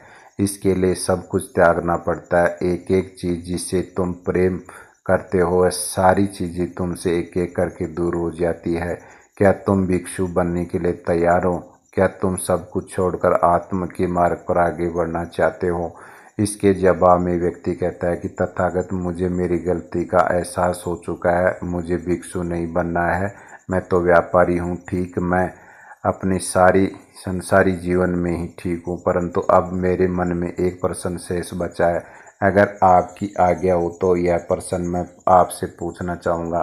तभी महात्मा बुद्ध उसे आज्ञा देते हैं। इस प्रकार व्यक्ति कहता, तथागत, आप ही तो कहते हैं कि धन नहीं कमाना चाहिए, पद प्रतिष्ठा अहंकार हमें दुख की ओर ले जाती है और संसार में यही तो क्या है। यदि हमें संसारी जीवन जीना है तो हमें यह सब तो करना ही पड़ेगा। तभी महात्मा बुद्ध मुस्कुराते उस व्यक्ति से कहते हैं, क्या तुम्हें भूख लगी है? इस पर व्यक्ति कहता है, हाँ तथागत, मुझे बहुत भूख लगी है। तभी महात्मा बुद्ध उस व्यक्ति को भोजन करवाते हैं। उसे भरपेट भोजन खिलाने के बाद महात्मा बुद्ध उस व्यक्ति से कहते हैं, लो खाओ, यह सब कुछ तुम्हारे लिए। इसके जवाब में व्यक्ति कहता है, तथागत, मैं पहले बहुत ज़्यादा खा चुका हूँ, अब मुझसे और नहीं खाया जाएगा, मेरे पेट में अब थोड़ी भी जगह नहीं रह गई। यदि मैंने और अधिक खाया तो मेरा पेट दर्द करने लग जाएगा और फिर मुझे तरह तरह की परेशानियां होगी, मैं परेशान हो जाऊंगा। तब महात्मा बुद्ध मुस्कुराते हुए उस व्यक्ति से कहते हैं, बेटा, मैं तो तुम्हें यही समझाने का प्रयास कर रहा हूँ कि तुम जितनी ज़रूरत उतना ही खाओगे, उतना ही धन कमा पाओगे जितने की तुम्हें आवश्यकता है, क्योंकि हर चीज़ जब हद से ज़्यादा हो जाती है तो नुकसान ज़रूर पहुँचाती है। फिर वह चाहे धन हो, चाहे इच्छा हो, चाहे लालच हो, फिर कामना हो या वासना हो, खुद हद से ज़्यादा आपको नुकसान ही पहुँचाएगा और यह सब आपको केवल दुख ही देगी। इसलिए इन्हें नियंत्रण में रखना चाहिए। जितने हमें आवश्यकता हो उतना ही हमें चाहिए और जब आप इसे नियंत्रण में रखते हुए यही कभी आपको दुख नहीं दे पाएगा, आप हमेशा खुशी रहेंगे। आगे महात्मा बुद्ध उस व्यक्ति से कहते हैं कि धन कमाना आवश्यक है, व्यक्ति धन की कमी नहीं होनी चाहिए, जीवन में कमी नहीं होनी चाहिए, किसी भी कार्य को करने के लिए मन की इच्छा की कमी नहीं होनी चाहिए, लेकिन उसी के साथ यह भी ध्यान रखना कि इच्छा अत्यधिक भी नहीं होनी चाहिए। और मैं तुम्हें यही समझाने का प्रयास कर रहा हूँ, मैं तुम्हें यही ज्ञान देने का प्रयास कर रहा हूँ कि मध्य में रहो, ना कम में न ज़्यादा में। इसलिए जाओ और धन कमाओ, व्यापार करो, अपने कर्म ना केवल अपना बल्कि दूसरे का भला भी करो। जब तक तुम अपने किए हुए सांसारिक कार्यों में लगे हो, भला करते हो, जब तुम भी मैं और किसी सन्यासी अर्थात किसी भिक्षु को कोई अंतर नहीं रह जाता। बस सभी के मार्ग अलग अलग होते हैं, लेकिन मंजिल एक होती है, और तुम कभी मार्ग से भटक न जाओ। इसलिए ऐसे लोगों की संगत में रहना जो तुम्हें आत्मज्ञान सीधे मार्ग पर ले चले, जो संसारिक जीवन से हटकर नए जीवन में प्रवेश करें, क्योंकि वे लोग बुराइयों से लड़ने से तुम्हारी मदद करें। तुम्हें ताकत मिलेगी, तुम लगातार बिना विचलित हुए आध्यात्मिक मार्ग पर लगातार आगे बढ़ते चलो जाओगे। इतना कहकर महात्मा बुद्ध शांत हो गए। वह व्यक्ति महात्मा बुद्ध के प्रणाम करके कहता है, तथागत आपकी शिक्षाएं तो बिल्कुल अलग है। आप जो कहते हैं उसके पीछे का अर्थ कुछ और ही होता है, बहुत सीधा और सरल, लेकिन हम उसे समझ नहीं पाते हैं। आपके पास चमत्कार और आश्वासन नहीं है, आपके पास ही वह मार्ग है जिस मार्ग पर चलकर मैं अवश्य आध्यात्मिक को प्राप्त कर सकता हूँ, जिससे मेरा और लोगों का सभी का भला होगा। तथागत वह मेरी ही गलती थी कि मैंने आपकी बातें गलत निकाला और एक व्यापारी होकर मैंने अपने कर्म को छोड़ दिया। यह सोचने लगा कि अब मैं अपने आप ही कुछ होगा, सब कुछ अच्छा ही होगा, लेकिन यह सत्य है कि आपने कुछ नहीं होता।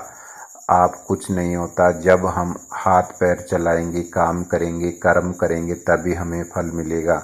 जब हम हाथ पैर मारना छोड़ देते हैं तो नदी का बहाव भी हमें अपने साथ बहा कर ले चला जाता है और हमारे हाथों में कुछ नहीं रह जाता है। यही मेरे साथ भी हुआ। तथागत, आज मैं आपके वचन देता हूँ कि मैं अपने कर्म पूरी ईमानदारी के साथ करूँगा, आपके दिए हुए मार्ग पर पूरी ईमानदारी से चलूँगा। आपको वचन देता हूँ कि मैं एक अच्छा व्यापारी और एक अच्छा इंसान बनकर रहूँगा। मैं आत्मज्ञान के मार्ग पर अपने कर्म करते हुए आगे बढ़ता रहूँगा। इतना कहकर वह व्यक्ति महात्मा बुद्ध के प्रणाम करके वहाँ से लौट गया। इंसान को काम वासना कैसे बर्बाद करती है और कैसे छुटकारा कैसे पाना है, काम वासना शरीर को क्या क्या नुकसान पहुंचाती है, इस विषय पर हम आज रहस्य में पुरानी कहानी आपको सुनाएंगे। तो चलिए शुरुआत करते हैं। 100 रानियों के साथ रहते रहते सम्राट अपने जीवन से परेशान हो चुका था। उसे अपनी युवावस्था के दिन याद आए थे, जब उसने मन में स्त्रियों की प्रति कोई आकर्षण नहीं था, जब उसे काम शक्ति और काम वासना के बारे में पता तब तक नहीं था। उस समय को याद करके राजा के आंखों में आंसू आ गए। कितना ऊर्जावान, कितना जोशीला और कितना ताजगी से भरा रहा था। और आज सम्राट बूढ़ा हो चुका है, लेकिन बूढ़ा होने के बाद भी अपनी काम वासना की छुटकारा नहीं पा सका था। यूँ तो उसने हजारों युद्ध जीते थे, लेकिन अपने मन पर वह आज तक विजय प्राप्त नहीं कर पाया था। अपनी काम वासना के सामने अपने घुटने टेक दिए थे। अब तो सम्राट चिंता होने लगी, क्योंकि वह बूढ़ा हो चुका था। किसी भी व्यक्ति उनकी मृत्यु हो सकती थी, लेकिन मृत्यु को अपने सामने देखकर जहाँ पर लोग मोक्ष और मुक्ति की बातें सोचते हैं, वहीं पर सम्राट काम वासना की विचारों में गिरा रहता है। 100 रानियाँ थी, उसकी एक से बढ़कर एक हसीन, और हर रानी के साथ उसने बच्चे भी पैदा किए थे। इतना काम भोगने के बाद भी उनका मन चटपटा आता क्यों है?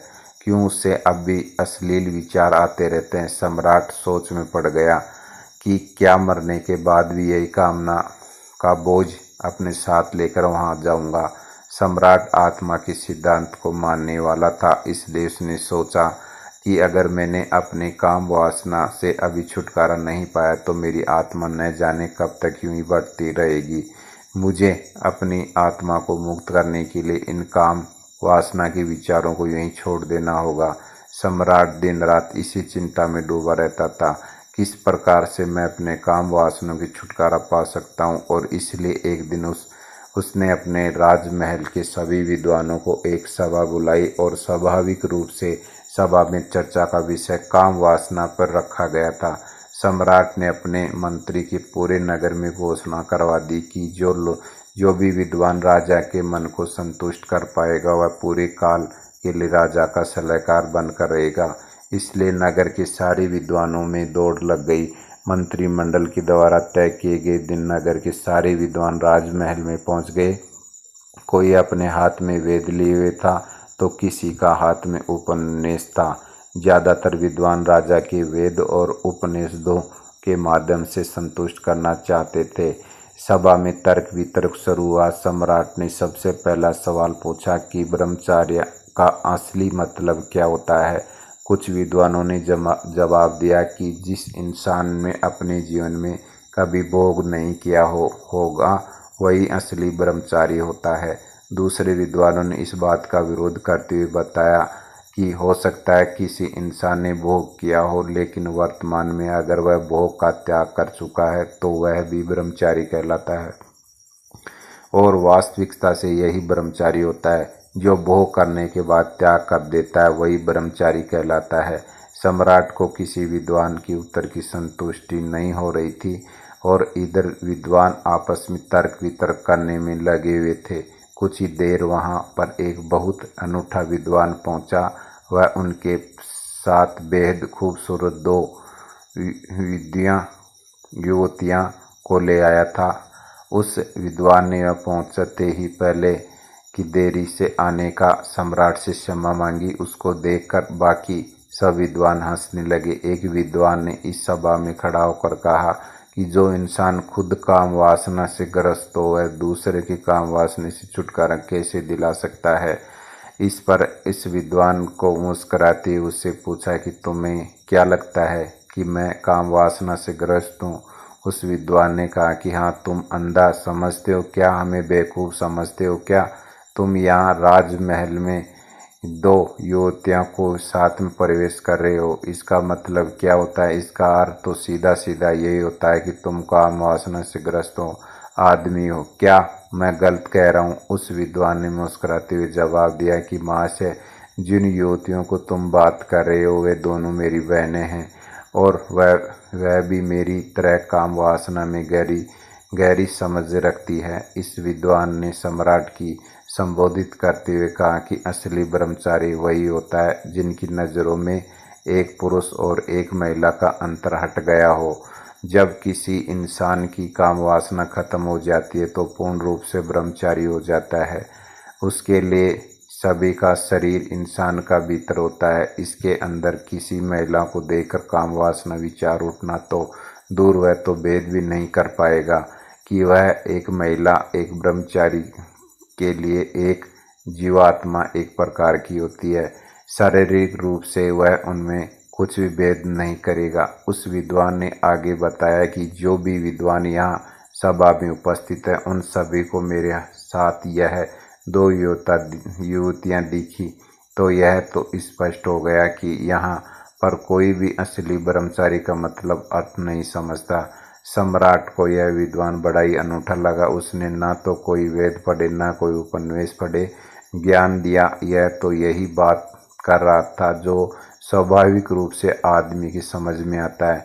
इसलिए सम्राट ने प्रभावित होकर अगला सवाल पूछा कि आखिर एक इंसान को ब्रह्मचर्य का पालन करने की क्या जरूरत है। जब वह भोग करके जीवन का आनंद उठा सकता है तो वह क्योंकि ब्रह्मचर्य का पालन करे। इस पर उस विद्वान ने सम्राट का एक सवाल किया। उसने पूछा कि सम्राट, मुझे एक बात बताओ कि पेड़ ज़्यादा ताकतवर होता है या फिर बीज। सम्राट ने उत्तर दिया कि पेड़ एक बीज से तो जन्म लेता है, तो इस प्रकार एक तो बीज एक पेड़ से ज़्यादा ताकतवर हुआ।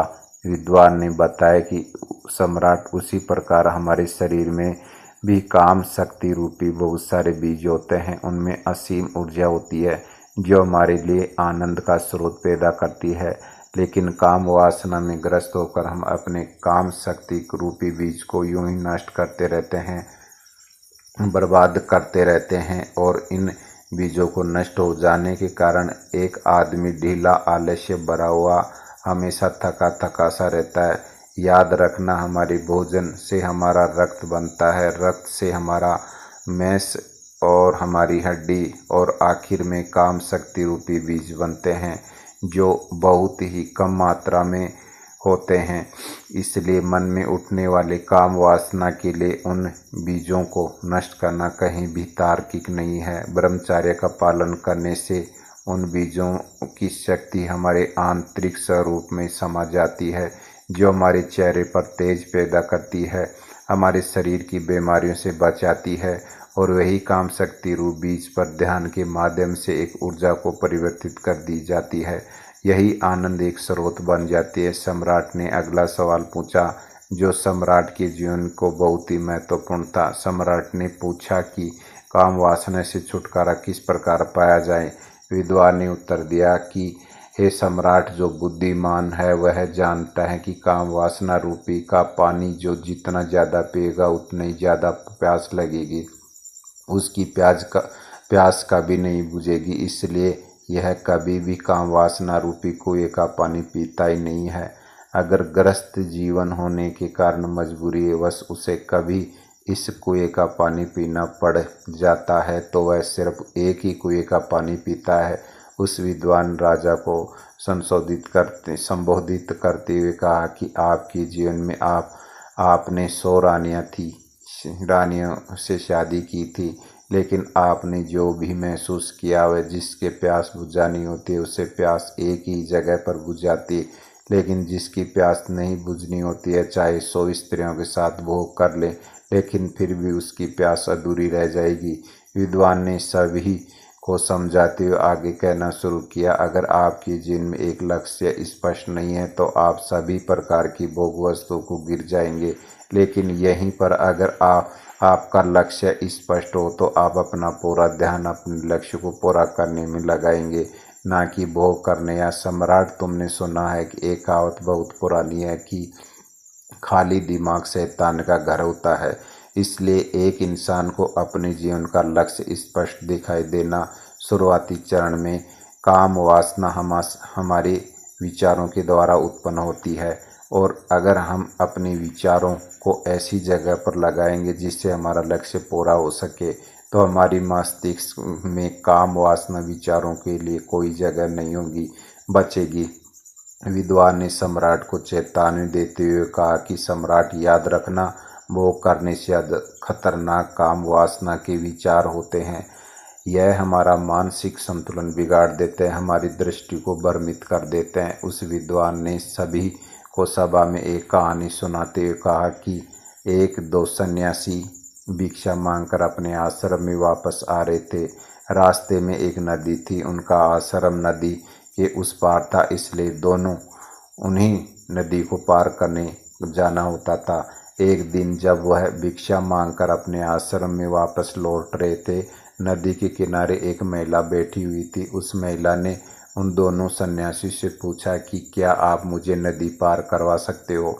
तो सन्यासी ने तो छोड़ते ही मना कर दिया। उसने अपने मन ही में, मैंने ब्रह्मचर्य का व्रत ले रखा है, भला मैं कैसे स्त्रियों को छू कैसे सकता हूँ। दूसरे सन्यासी ने मुस्कुराते हुए उस महिला को अपने कंधे पर बैठा लिया और अपने कंधे पर बैठाकर उसने उसे वही नदी पार करवा दी। यही बात उस दूसरे सन्यासी की किनारे पर छोड़कर अपने आश्रम के रास्ते वापस अपने आश्रम में आ रहे थे।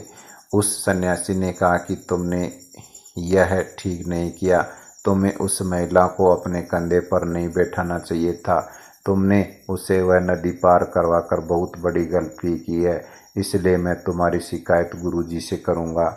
उस सन्यासी ने हंसते हुए कहा कि मैं तो उस महिला को कभी का अपने कंधे से उतार चुका हूँ, लेकिन शायद तुम उसे अपने दिमाग में से भी अभी तक नहीं उतार पाए हो। सब सभा में उपस्थित सभी लोग उस विद्वान की यह कहानी बड़ी ध्यान से सुन रहे थे। आखिर विद्वान ने सम्राट को बताया कि सम्राट, उसी तरह हम भी अपने मन में न जाने कितने बोझ लेकर चलते रहते हैं। कामों और विचारों हमारे मन में उसी प्रकार मेला करते रहते हैं जिस प्रकार सिर्फ एक गंदा नाला पूरी नदी को मेला कर देता है। अगर तुम जीवन में आनंद चाहते हो, जैसे बरवा महसूस करना चाहते हो, तो अपने मन के लिए पवित्र विचारों का रास्ता बनाओ। उस विद्वान ने आखिर में सबसे महत्वपूर्ण सीख बताते हुए कहा कि जीवन में अगर किसी भी वस्तु को होशपूर्वक किया जाए तो मन की अनिश्चितता समझ लेता है। मन समझ लेता है कि वस्तु हमें हमेशा के लिए आनंद नहीं दे सकती। हमें परमानंद के लिए कोई भी रास्ता चुनना होगा। और जब मन इन बातों का समझने लगता है तो अपने आप ही उससे काम वासना विचार विलीन होने लगते हैं। इसलिए होश में रहकर वस्तुओं का भोग करना सीखो, जिससे तुम उनकी अनिश्चितता समझ सके। यह सुनकर सम्राट ने प्रश्न किया, होशपूर्वक भोग भोगने से तुम्हारा मतलब क्या है? इस पर उस विद्वान ने सम्राट को समझाते हुए उत्तर दिया कि जिस मनुष्य का चित्र एक ही पूरी तरह से नहीं लग पाता, वह किसी भी कार्य में पूर्णता में नहीं कर पाते हैं। इसलिए कर्म का फल हमें पूरी तरह से नहीं मिल पाता है। उदाहरण के लिए, जब एक मनुष्य किसी दूसरे मनुष्य को दान देता है तो दान देते वक्त उसके मन किसी लक्ष्य प्राप्ति के लिए सोच रहा होता है। उसी प्रकार जब कोई भगवान की प्रार्थना करता है तो उनकी पूरी चित्त उस भक्ति भाव की आराधना करने के बजाय वह अपनी इच्छा प्राप्ति के लिए प्रार्थना कर रहते हैं। सम्राट, तुम खुद सोचो, अगर कोई मनुष्य पूरी चित्त में कोई कर्म करता ही नहीं तो उसे उस कर्म का प्राप्त फल कैसे प्राप्त होगा? वह तो असंभव बात लगती है। सम्राट, जो जीवन में घटित रहा है उसे घटित होने दो, और आखिर में यही तुम्हें अंतिम सत्य तक पहुंचा देगा। लेकिन जो कुछ भी घटित हो रहा है उससे तुम अपना पूरा चित्त लगाओ। पूरा चित्त लगाओगे तो तुम्हारा ध्यान यहाँ पर लगेगा। जब तुम्हारा ध्यान वहाँ पर लगेगा तो वही काम होशपूर्वक होने लगेगा। जागते हुए कोई कर्म करने के बाद से पश्चाताप हो ही नहीं सकता। पश्चाताप तभी होता है जब हम सोए सोए कोई काम करते हैं, और उसी प्रकार हम सोए सोए सोचते रहते हैं कि हमें काम वासना से छुटकारा पाना है। लेकिन यह एक संकल्प आदमी सोते सोते ही लेता है। जागृत अवस्था में संकल्प लेने की जरूरत नहीं पड़ती है, क्योंकि खुली आंखों से जागते हुए कोई मनुष्य गलती कर ही नहीं सकता। इसलिए काम वासना से छुटकारा पाने के बजाय सोचो कि तुम उसे होशपूर्वक जागते हुए कैसे भोग सकते हो। और एक बार जब तुम आपका होश पूर्वक भोग कर लेते हो तो उसके बाद तुम खुद ही महसूस होगा कि यह कर्म तुम्हारे अंदर क्या बदलाव ला रहा है। अगर वह तुम्हारे अनुसार सही नहीं होगा, तुम्हें गलत लगेगा, तो तुम उसे वैसे छोड़ दोगे।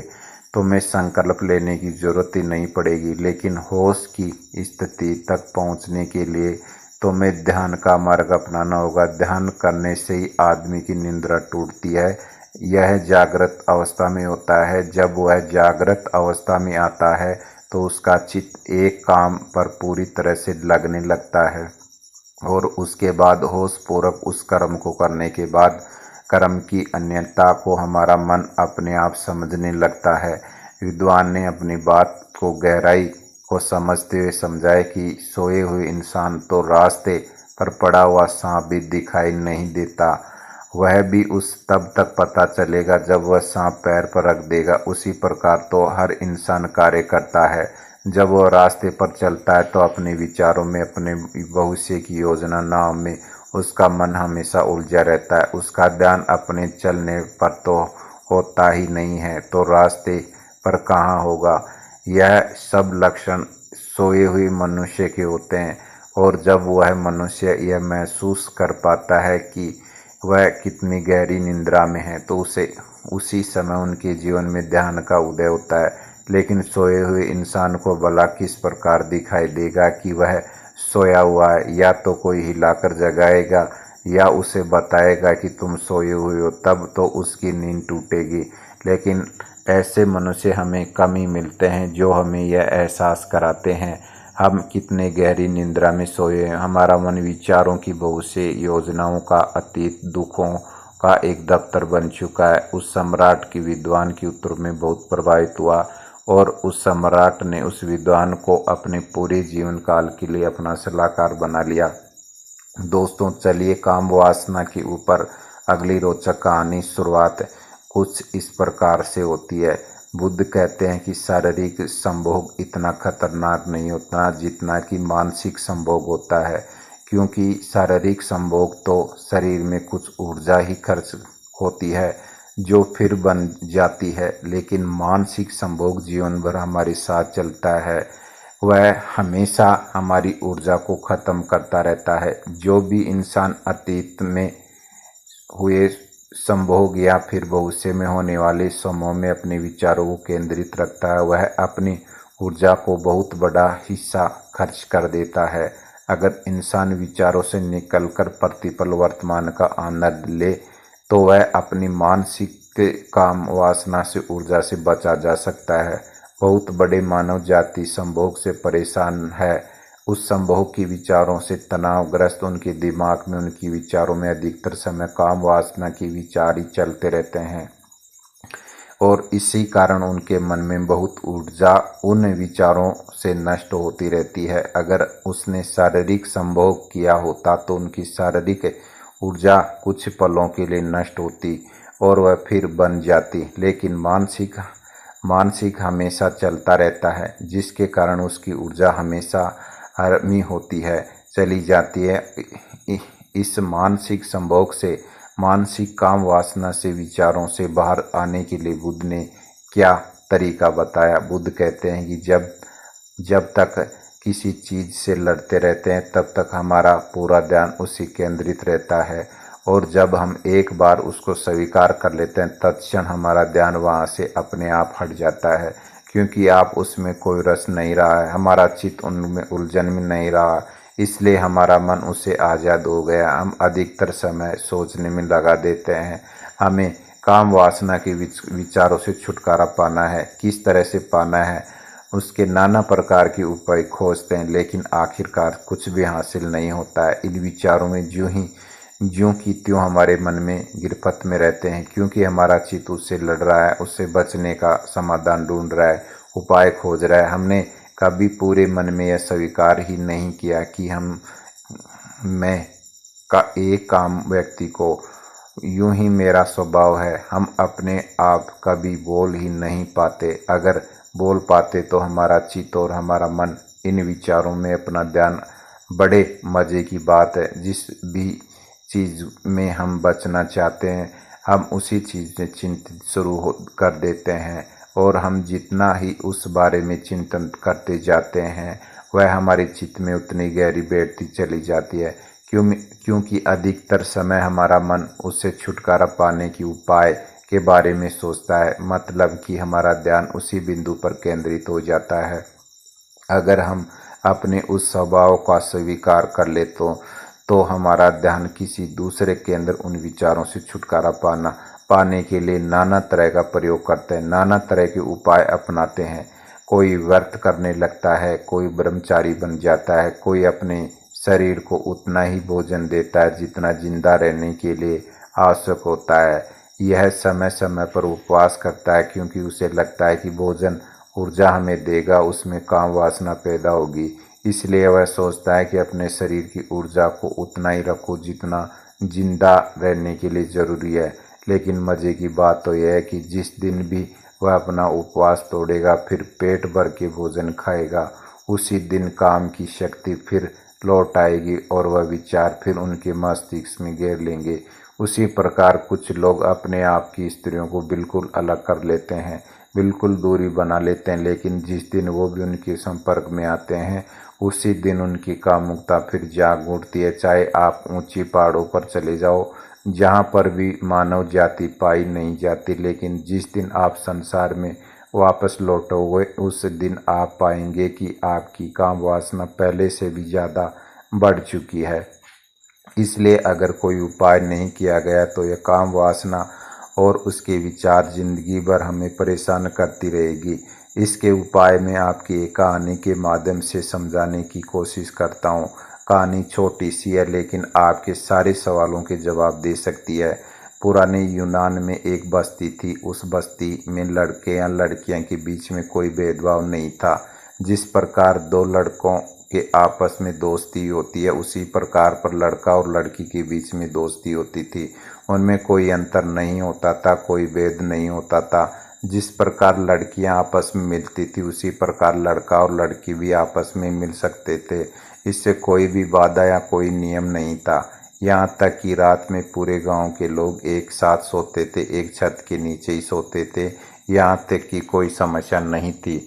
उस गांव के युवाओं को काम वासना विचारों के बारे में कुछ भी पता नहीं था, क्योंकि विचार आते ही नहीं थे। लेकिन कुछ समय बाद कुछ ईसाई पादरी यहाँ पर पहुंच गए और जब उन्होंने माहौल देखा तो उन्हीं लोगों को समझाने शुरू कर दिया, उनको उपदेश देने शुरू कर दिया। उन्होंने कहना शुरू कर दिया कि आप लोग पढ़े लिखे नहीं हो, इसलिए आप लोगों को इसके बारे में पता नहीं है। यह बात घोर पाप कर रही है। लड़का और लड़की हमेशा अलग अलग होने चाहिए, उनमें दूरियां होनी चाहिए। इतनी आज़ादी अच्छी नहीं होती है, वह एक इंसान का पतन कर देती है। इसलिए वहाँ पर कुछ नए नियम बनाए गए।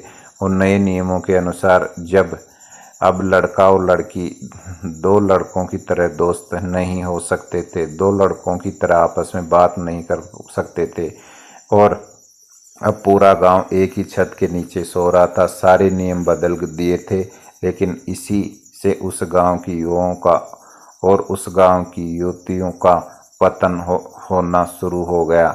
अब तक उन्हें काम वासना के बारे में कुछ नहीं पता था, लेकिन जैसे ही उस गांव के लड़के लड़कियों के बीच में दूरी बना दी गई, वही दूरी उन्हें एक दूसरे की तरफ खींचने लगी। याद रखें, जब तक दो इंसानों के बीच की दूरी नहीं होगी तब तक आकर्षण फिर कहे कि खिंचाव एक दूसरे की तरफ पैदा नहीं होगा। लेकिन जैसे ही आप दो इंसानों के बीच की दूरियां बना देते हैं, वैसे ही दूसरे का आकर्षण, एक दूसरे का खिंचाव अपने आप उत्पन्न हो जाता है।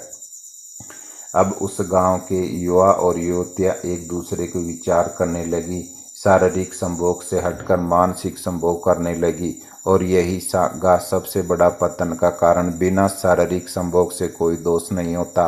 वह प्राकृतिक प्रकृति में हमें दिया, ना ही उसे हमारी ऊर्जा उतनी खर्च होती है जितनी कि मानसिक ऊर्जा से होती है। तो मानसिक ऊर्जा में पनपने का सबसे बड़ा कारण होता है युवक और युवती के बीच की दूरी।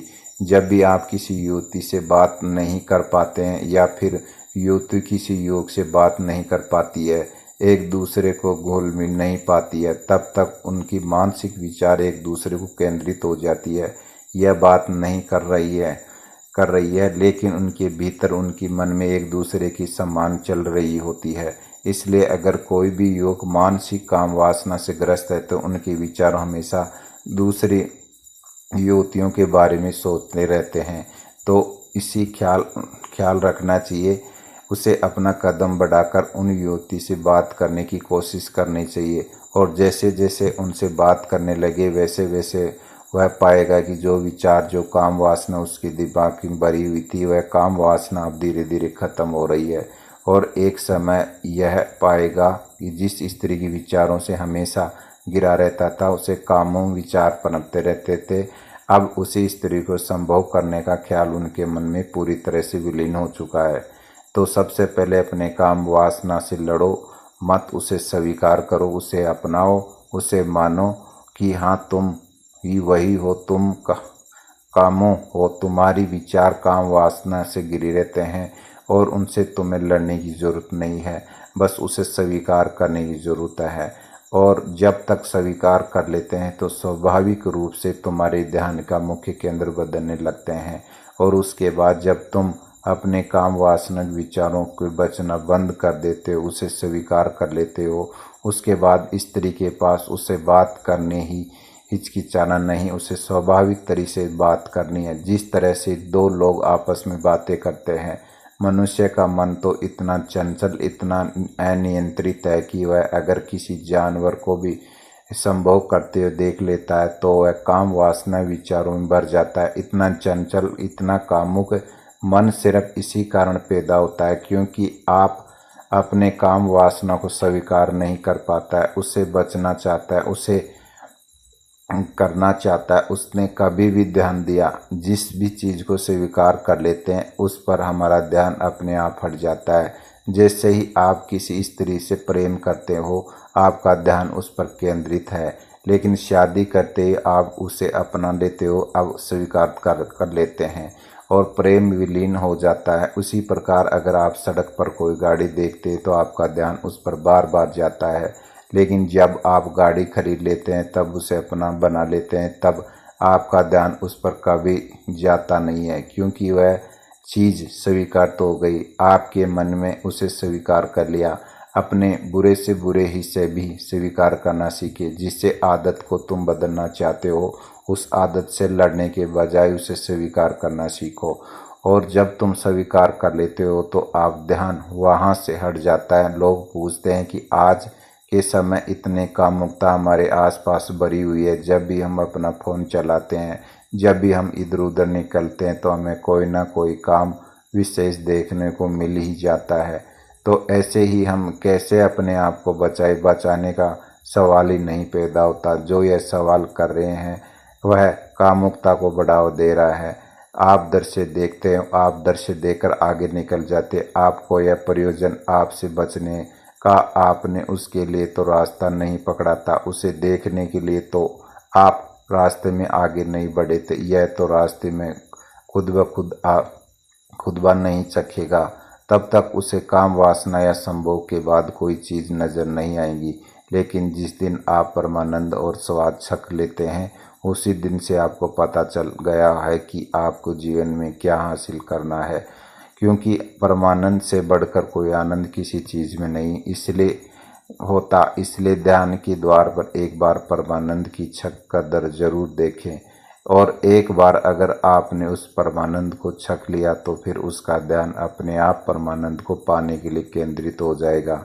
उसके बाद आपसे अपने विचारों को लड़ना होगा, क्योंकि आप समझ चुके हैं कि आप काम वासना सब भोग से बड़ा इस दुनिया में कोई दूसरा आनंद होता है।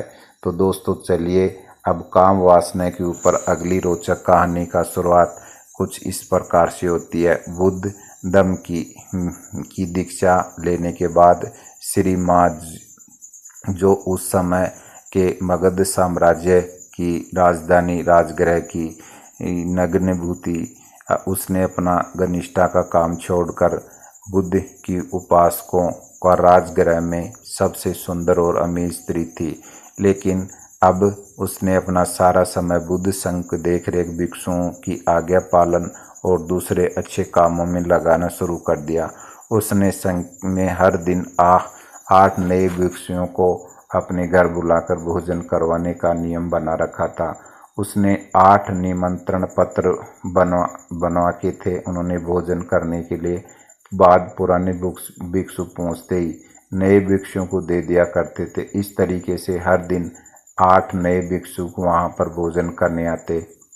सीमा भोजन करने आई भिक्षुओं को अपने हाथों से भोजन परोस उन्हें उचित आदर सम्मान देती। भोजन सबके लिए पर्याप्त और बहुत ही संतुष्ट होता था।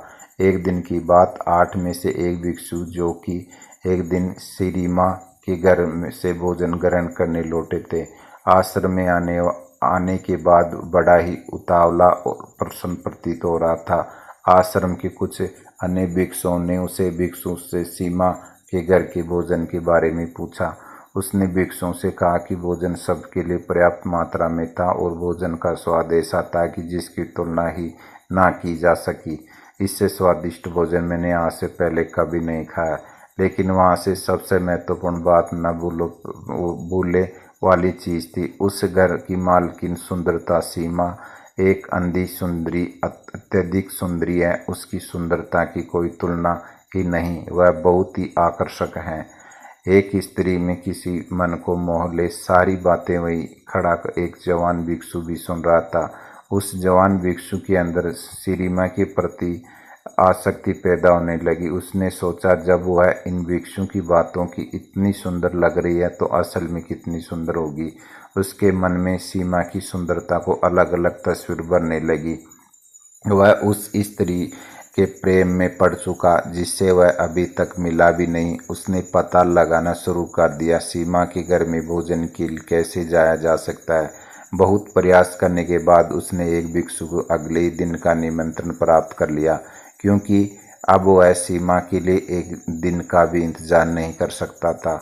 वह उस रात ठीक सो भी नहीं सका, क्योंकि वह पूरी रात सीमा के बारे में सोचता रहा। लेकिन उसी दिन सीमा अचानक बहुत बीमार हो गई। वह अपने सारे गहने और सजावट की बस्ती उतार कर बिस्तर पर सोने चली गई। इसलिए जब वह प्रेमी युवा भिक्षु भिक्षा के घर पहुंचा तो नौकरों ने उनका स्वागत किया, उसे भोजन परोसा। वह देखकर युवा भिक्षु को बहुत क्रोध आया और वह अंदर ही अंदर बहुत दुखी हुआ। जब सीमा को पता चला कि भिक्षु भोजन के लिए बैठ गया है तो उसने उनके प्रति अपना सम्मान जताना चाहा। उसने अपने नौकरों से कहा, भोजन कक्ष तक पहुंचने में मेरी मदद करो। नौकरों ने मदद से दर्द में कर्राती सीमा धीरे धीरे चलती हुई भोजन कक्ष में पहुंच गई। उसने पसीने में लटपट थी और उनका पूरा शरीर बुखार से कांप रहा था। वह हाथ जोड़कर घुटने के बल भिक्षु के सामने जाकर बैठ गई। उसे देखकर युवा भिक्षु के मन ही मन में कहा, इतनी बीमार होने के बाद भी वह कितनी सुंदर है और आकर्षण है। सोचो, अगर वह बीमार ना होती तो सारा श्रृंगार करके आती तो कितनी सुंदर लगती। अपनी वासना में वशीभूत होकर बौद्ध भिक्षु ने बिना एक भी खाए बिना भिक्षा पात्र बंद कर दिया। भोज समाप्त करने के बाद उसने अपने भिक्षा पात्र में हाथ में लेकर घूमता हुआ आश्रम वापस आ जाता है। आश्रम पहुंचकर कोई भिक्षा पात्र को नहीं खोलता और उसे एक कोने में रखकर अपने बिस्तर पर लेट जाता। उसके दिमाग में पूरी समय सिर्फ सीमा का ही खूबसूरत चेहरा ही घूम रहा था, जो उसने भोजन कक्ष में देखा था। वह उसके बारे में जितना सोचता वह उसके लिए उतनी सुंदरता होती जा रही थी। उसके कुछ मित्र भिक्षुओं ने उसे भोजन कराने का प्रयास किया, लेकिन वह सभी असफल रहे। भयानक बीमार की वजह से उसे रात सीमा की मृत्यु हो गई। जब मगध सम्राट ने सीमा की मौत की खबर मिली तो उन्होंने बुद्ध को संदेश भेजा, यह तो तथागत आपकी व्यक्तिगत चिकित्सा जीवा बहन सीमा अब इस दुनिया में नहीं रही। बुद्ध ने भीम का वापस संदेश भेजा, मर्द शरीर को जलाया न जाए बल्कि उसे एक बड़े से मैदान में संभाल कर रखा जाए। चील कौवे दूसरे जानवर शरीर को नुकसान न पहुंचा पाए, इसके लिए कुछ पहरेदार मर्द शरीर के आसपास तैनात रहे कर दिए जाएं। 3 दिनों तक मर्द शरीर सड़ चुका था। शरीर को फूलों की वजह से चमड़ी फट गई थी, उसमें कीड़े निकलने लगे थे। आसपास का सारा वातावरण दुर्गंधमय हो गया था। बौद्ध के अनुसार सम्राट की सार ने पूरे नगर में यह घोषणा करवा दी कि कल सुबह राज्य गृह में सभी युवा पुरुषों की सीमा के शरीर का अंतिम दर्शन करने राज्य शरीर तक पहुंचाना है, राज्य मैदान तक पहुंचना है, और जो भी व्यक्ति इस आदेश का पालन नहीं करेगा उसका 8 सोने के सिक्कों का जुर्माना लगाया जाएगा। दूसरी तरफ उस युवा का प्रेमी भिक्षु भी पिछले 4 दिनों से कुछ नहीं खाया था। उसकी भिक्षा पात्र में रखा भोजन पूरी तरह से सड़ चुका था और उसमें कीड़े मकोड़े निकल रहे थे। उस भिक्षु का एक मित्र उसके पास आया और बोला, मित्र, वो बौद्ध सीमा को देखने जा रहे हैं। सीमा शब्द की आवाज़ कान में पड़ती वह भिक्षु अंदर अचानक से ऊर्जा से लौट आया और वह तुरंत उठकर खड़ा हो गया। उसने अपने भिक्षा पात्र में उतर रहे भोजन को बाहर फेंका, उसी तरह साफ किया। जब वह भिक्षा पात्र भोजन को फेंक रहा तब उसे भोजन से निकल रही किरणों को तस्वीर उसके मन में गहराई में बैठ गई। भिक्षा पात्र साफ करने के बाद वह भी आश्रम बाकी भिक्षुओं के साथ राज मैदान की तरफ चल पड़ा। राज मैदान पर युवाओं को एक बड़ी भीड़ पहले इकट्ठा रखी थी। बौद्ध अपने भिक्षुओं के साथ बैठ गए और दूसरी ओर सारे भिक्षु बैठ गए। एक सम्राट सार अपने मंत्रियों और सैनिकों के साथ बैठ गए और उनके ठीक सामने राजगृह के सारे युवा और उनके पूछे कि बाकी जनता बैठी थी, बुद्ध की आस्था रखती थी। राज मैदान पूरी तरह शांत और गंभीरता से भरा हुआ था। तभी शांति को भंग करते हुए बुद्ध ने प्रश्न किया कि सम्राट, यह सामने पड़ी मर्द स्त्री कौन है? सम्राट ने उत्तर दिया, सीमा जी, बाकाजी बहन की राजगृह की नगर वधु। फिर बुद्ध ने कहा, सीमा राजगृह की नगर बातों, चलो अभी सच्चाई का पता लगाते हैं। बुद्ध ने थोड़ा ऊंची आवाज में कहा, अगर आप में से जो भी व्यक्ति 1000 सोने के सिक्के देगा, सीमा के साथ रात बिता सकता है। इतना कहकर बौद्ध भीड़ की तरह देखने लगे। एक भी व्यक्ति अपना हाथ नहीं उठाया। फिर कहा, 500 सोने के सिक्के। अब भी सब चुप थे। 100 सोने के सिक्के, किसी कोई प्रतिक्रिया नहीं थी। 50 सोने के सिक्के, बस चारों तरफ सन्नाटा था। सिर्फ 1 सोने का सिक्का, कोई प्रतिक्रिया मुक्त। अभी किसी ने कोई एक्शन नहीं दिखाई। बुद्ध ने कहा, देखा, यह वही स्त्री है जो 4 दिन पहले इस नगर में हर पुरुष को चाहती। अब सब इसे अपनी इच्छा पूर्ति का साधन समझते थे। इसके एक रात बीतने के लिए हजारों सोने के सिक्के देने के तैयार रहते थे। एक दूसरे को मरने मारने के तैयार रहते थे। लेकिन आज उसी नगर में उसी स्त्री के शरीर का कोई मुफ्त में लेने को भी तैयार नहीं है। हर इंसान के शरीर के साथ होता है। हमारा यह शरीर अकाल्पनिक और नाशवान है। इसे केवल सुंदरता और गहने और कपड़ों में सुगंधित इत्र के द्वारा आकर्षण बनाया जा सकता है। लेकिन हमारा कोई भी प्रयास इसे बूढ़ा होने, बीमारी पड़ने, अनंत नष्ट होने से नहीं बचाया जा सकता। केवल मूर्ख अपने आप की कल्पनाओं में जोड़ते हैं और जो मलिन, सुंदर और आकर्षण बनाते हैं। भीड़ में बैठे उस बीमार युवा प्रेमी बुद्ध की यह सारी बातें सुनी। बुद्ध की यह बातें उनके दिल को चोट गई। उसने सोचा, जब सीमा जिंदा थी तो उसका शरीर कितना सुंदर और आकर्षण था। ठीक भोजन की भांति ताजा पकाकर उसे परोसा था। हालांकि समय के साथ उसकी कटोरी में रखा भोजन सड़ गया था। पूरा भिक्षु पात्र कीड़ों और मधुमक्खियों से भर गया था। इसी प्रकार एक बार जीवन में सीमा के शरीर को छोड़ दिया तो वह फूल गया और कीड़ों से भर गया। उसमें से तरल पदार्थ निकलने लगा और वह मक्खियां एक दूसरे जीवों को आहार बन गई। अपने स्वयं के शरीर के बारे में विचार करने पर यह समझ गया कि वह अलग नहीं है। यहाँ तक कि इस दुनिया में कुछ भी उनके शरीर को बर्बाद होने नहीं बचा सकता। इसलिए अपने शरीर की कल्पनाओं से लगाव रखना एक भ्रम मात्र है।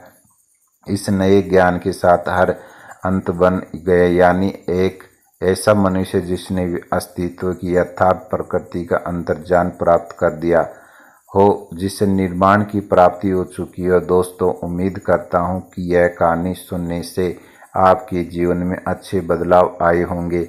आपको इस वीडियो में क्या सीखने को मिला, यह कमेंट करके ज़रूर बताइएगा अपने परिवार को और दोस्तों को। अपने करीबी इंसान के साथ यह कहानी शेयर करके उन्हें भी इस ज्ञान से परिचित करवाएं। बाकी अगर आपकी यह वीडियो दिल से अच्छी लगी है तभी इस वीडियो को लाइक कर देना और आपने अब तक इस चैनल को सब्सक्राइब नहीं किया हो तो चैनल को सब्सक्राइब भी ज़रूर कर देना। आपका हर दिन शुभ और खुशियों से आपका जीवन भरा रहे। धन्यवाद। नमो बुद्धाय।